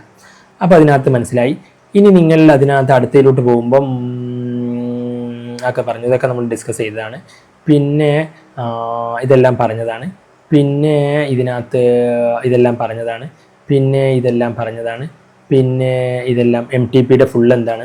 Voluntary termination of pregnancy for full term, അതായത് പ്രസവം കംപ്ലീറ്റ് ആവുന്നതിന് മുമ്പ് നിർത്തുന്നതിനെയാണ് എന്ത് വിളിക്കുക? Medical termination of pregnancy, MTP. പിന്നീട് ഇതെന്താണ്? സർജിക്കൽ. ഇത് ഫീമെയിൽസിൽ എന്ത് ചെയ്യാണ്? കട്ട് ചെയ്യാണ് ട്യൂബ്. ഫലോപ്പിയൻ ട്യൂബിൻ്റെ കട്ടിങ് എന്നാണ്. Surgical contraceptive method in females ആണ്. പിന്നെ ഒരു ഐഡിയൽ കോൺട്രാസെപ്റ്റീവിൻ്റെ ക്വാളിറ്റീസ് എന്തൊക്കെയാണ് എന്നുള്ളത്, അതായത് ഗർഭധാരണം നടക്കാതിരിക്കാൻ വേണ്ടിയിട്ട് ഉപയോഗിക്കുന്ന സംഭവങ്ങളെയാണ് എന്ത് വിളിക്കുക? കോൺട്രാസെപ്റ്റീവ് എന്ന് വിളിക്കുക. അതിന് എന്തൊക്കെ പ്രോപ്പർട്ടീസ് ഉണ്ടായിരിക്കണം? അത് എഫക്റ്റീവ് ആയിരിക്കണം. നമ്മളൊരു കോൺട്രാസെപ്റ്റീവ് അതിനകത്ത് ഉപയോഗിക്കുന്നവർക്ക് അത് എന്തായിരിക്കണം, എഫക്റ്റീവ് ആയിരിക്കണം. അതുപോലെ തന്നെ യൂസർ ഫ്രണ്ട്ലി ആയിരിക്കണം. അത് ഉപയോഗിക്കുന്ന ആൾക്ക് എന്തായിരിക്കണം, ഉപയോഗിക്കാൻ ബുദ്ധിമുട്ടുണ്ടാകാത്ത രീതിയിലായിരിക്കണം. പിന്നെ അത് ഈസിലി അവൈലബിൾ ആയിരിക്കണം, പെട്ടെന്ന് എന്തായിരിക്കണം, അവൈലബിൾ ആവുന്ന രീതിയിലായിരിക്കണം. പിന്നെ റിവേഴ്സിബിൾ ആവുന്നത് നല്ലതാണ്, മനസ്സിലായില്ലേ? അത് റിവേഴ്സിബിൾ ആവശ്യമുള്ള സമയത്ത് എന്ത് ചെയ്യുക, ഉപയോഗിക്കാം, ആവശ്യം കഴിഞ്ഞാൽ തിരിച്ച് മാറ്റാം എന്നുള്ള രീതിയിൽ റിവേഴ്സിബിൾ ആവുന്നത് നല്ലതാണ്. അപ്പോൾ ചോദിക്കാം ഐഡിയൽ കോൺട്രാസെപ്റ്റീവ്സിൻ്റെ ഇതെന്തൊക്കെയാണ്, ക്വാളിറ്റീസ് എന്തൊക്കെയാണ് എന്നുള്ളത്. പിന്നെ അതെന്ത് ചെയ്യാൻ പാടില്ല, ലൈംഗിക ഒരു എന്താ പറയുക ഡിസയർ, ലൈംഗികമായിട്ടുള്ള ആഗ്രഹം, ഒരു എന്താ പറയുക ലൈംഗിക താല്പര്യത്തെ ഇല്ലാതാക്കാൻ പാടില്ല. അപ്പോൾ ഒരു മരുന്ന് ഉപയോഗിച്ചെന്ന് വിചാരിച്ചിട്ട് ഉപയോഗിക്കുന്ന ആളുകൾക്ക് പിന്നെ ലൈംഗിക താല്പര്യമില്ല എന്നുള്ള രീതിയിൽ വരാൻ പാടില്ല. അപ്പം നോ എഫക്റ്റ് ഓൺ സെക്ഷൽ ഡ്രൈവിനെ ബാധിക്കാൻ പാടില്ല, സെക്ഷൽ ഡിസയറിനെ ബാധിക്കാൻ പാടില്ല, സെക്ഷൽ ആക്റ്റിനെ ബാധിക്കാൻ പാടില്ല. അപ്പോൾ ഇതിനൊന്നും ബാധിക്കാൻ പാടില്ല. അപ്പോൾ ഇതാണ് ഐഡിയൽ കോൺട്രാസെപ്റ്റീവിൻ്റെ ഫീച്ചേഴ്സ്. അപ്പോൾ വേണമെങ്കിൽ ചോദിക്കാം ഐഡിയൽ കോൺട്രാസെപ്റ്റീവിൻ്റെ ഫീച്ചേഴ്സ്. പിന്നെ ഇതിനകത്ത് ഇതൊക്കെ നമ്മൾ ഓൾറെഡി ഡിസ്കസ്ഡ് ചെയ്തതാണ്. പിന്നെ ആർട്ടിഫിഷ്യൽ ഇൻസെമിനേഷനും ഇൻട്രാ യൂട്രൈൻ ഇൻസെമിനേഷനും എന്താണ് വ്യത്യാസം? ആർട്ടിഫിഷ്യൽ ഇൻസെമിനേഷൻ എന്ന് പറഞ്ഞു കഴിഞ്ഞാൽ semen from donor is transferred into vagina. എന്ത് ചെയ്യുക, ശുക്ലം നേരെ സ്ത്രീയുടെ യോനിയിലേക്ക് വെക്കുന്നതിനെയാണ് എന്ത് വിളിക്കുന്നത്, ആർട്ടിഫിഷ്യൽ ഇൻസെമിനേഷൻ എന്ന് വിളിക്കുന്നത്. അതായത് സെമൻ എടുത്തിട്ട് എന്ത് ചെയ്യുക, വജൈനയിലേക്ക് വെക്കുക ഫീമെയിൽസിൻ്റെ. ഇൻട്രാ യൂട്രൈൻ ഇൻസെമിനേഷൻ എന്ന് പറഞ്ഞു കഴിഞ്ഞാലോ സെമൻ നേരെ എവിടേക്ക് വെക്കുക, യൂട്രസിലേക്ക് വെക്കുക. അപ്പോൾ അത് രണ്ടുമാണ് വ്യത്യാസം, ആർട്ടിഫിഷ്യൽ ഇൻസെമിനേഷനും അതുപോലെ തന്നെ ഇൻട്രാ യൂട്രൈൻ ഇൻസെമിനേഷനും തമ്മിലുള്ള വ്യത്യാസം. പിന്നെ ഇൻഫെർട്ടിലിറ്റിക്ക് കാരണങ്ങൾ എന്തൊക്കെയാണെന്നുള്ളതാണ്. ഫിസിക്കൽ റീസൺസ് ഉണ്ട്, കൺജനിറ്റൽ പ്രോബ്ലംസ് ഉണ്ട്, ഡിസീസസ് ആവാം, ഡ്രഗ്സ് ആവാം. അതായത് കുഞ്ഞുങ്ങൾ ഉണ്ടാവാതിരിക്കാനുള്ള കാരണം എന്ന് പറഞ്ഞു കഴിഞ്ഞാൽ ഫിസിക്കലി പല പ്രശ്നങ്ങളാവാം. അപ്പം എന്താ പറയുക, ആരോഗ്യപരമായിട്ടുള്ള കാര്യങ്ങളാവാം. കൺജനിറ്റൽ ജനന സമയത്തുള്ള എന്തെങ്കിലും ക്രോമസോമൽ പ്രശ്നങ്ങളാകാം, അല്ലെങ്കിൽ എന്തെങ്കിലും അസുഖങ്ങളാകാം, അല്ലെങ്കിൽ മരുന്നുകൾ കഴിക്കുന്നുകൊണ്ടാകാം, അല്ലെങ്കിൽ സൈക്കോളജിക്കലി എന്തെങ്കിലും പറയുക മനസ്സിന് താല്പര്യമില്ല, അത്തരം കാര്യങ്ങളൊക്കെ ആകാം. അങ്ങനെയൊക്കെ പല കാരണങ്ങൾ വരാം. അപ്പോൾ ഇതൊക്കെ നമ്മൾ പറഞ്ഞതാണ്. Progesterone, Saheli, male female vasectomy ഒക്കെ പറഞ്ഞു. പിന്നെ പിന്നീട് ഇതിനകത്ത് അടുത്ത് ചോദിക്കുന്ന ഒരു ചോദ്യമാണ് ഡു യു തിങ്ക്. പിന്നീട് എന്താണ് ചോദ്യം, പിന്നെ ചോദിക്കുന്ന സംഭവമാണ് ഇതിനകത്ത് ലാക്ടേഷണൽ അമനൂറിയ ശരിക്കും നല്ലൊരു മെത്തേഡാണോ എന്നുള്ളത്. അതായത് പാല് കൊടുക്കുമ്പോൾ എന്തുണ്ടാവില്ല, അടുത്ത കുഞ്ഞുങ്ങൾ ഉണ്ടാകില്ല എന്ന് പറയുന്നു എന്നുള്ളത്. പക്ഷേ അല്ല, അത് എഫക്റ്റീവായിട്ടുള്ള മെത്തേഡ് അല്ല. കാരണം എന്താണ്, അത് ചിലപ്പം പാല് കൊടുക്കുന്ന സമയത്തും എന്ത് ചെയ്യാം, ലൈംഗിക ബന്ധത്തിൽ ഏർപ്പെട്ട് കഴിഞ്ഞാൽ ദർ മേ ബി കുഞ്ഞുങ്ങൾ ഉണ്ടാകാം. അപ്പോൾ ഇറ്റ് ഈസ് ദ നാച്ചുറൽ മെത്തേഡാണ്, സൈഡ് എഫക്ട്സ് ഇല്ല എന്നൊക്കെയാണ്. പക്ഷേ അതിൻ്റെ ഫെയിലിയർ റേറ്റ് എന്താണ്, കൂടുതലാണ്. ചിലപ്പം പാല് കൊടുക്കുന്ന സമയത്തും എന്ത് ചെയ്യാം, അടുത്ത ലൈംഗിക ബന്ധത്തിൽ ഏർപ്പെട്ട് കഴിഞ്ഞാൽ നെക്സ്റ്റ് കുഞ്ഞുണ്ടാവാം. അപ്പം അതിൻ്റെ ചാൻസർ ഓഫ് ഫെയിലിയർ റേറ്റ് ഹൈ ആണ്. അതാണ് ഇതിൻ്റെ സംഭവം ഇതിനകത്ത്. പിന്നെ ഇനി sexual reproduction in flowering plants അതിനകത്ത് പറഞ്ഞിട്ടുണ്ട്. പിന്നീട് ഇനി ഉള്ളത് ഓക്കെ, അപ്പം സെക്ഷൽ റിപ്രൊഡക്ഷൻ ഇൻ ഫ്ലവറിംഗ് പ്ലാന്റ്സിലേക്കാണ് ഇനി പോകാനുള്ളത്. തൽക്കാലം എന്ത് ചെയ്യാണ്, ഞാൻ ഇവിടെ ഇതിനകത്ത് ഇത് സ്റ്റോപ്പ് ആക്കിയിട്ട് ഇനി സെക്ഷൽ റിപ്രൊഡക്ഷൻ ഇൻ ഫ്ലവറിംഗ് പ്ലാന്റ്സും പിന്നെ ബയോടെക്നോളജിയുടെ ഒരു സംഭവം കൂടി അതിനകത്ത് പറയാനുണ്ടാവും. അപ്പം ബാക്കി ഓൾമോസ്റ്റ് ഞാൻ ഇതിനകത്ത് പറഞ്ഞിട്ടുണ്ട്. ബാക്കി വീഡിയോസൊക്കെ കയ്യിലുള്ളതും കാര്യങ്ങളൊക്കെയാണ്. ഓക്കെ, അപ്പോൾ ഇന്നത്തെ ക്ലാസ് ഞാൻ സ്റ്റോപ്പ് ആക്കണം കേട്ടോ. ഓക്കെ.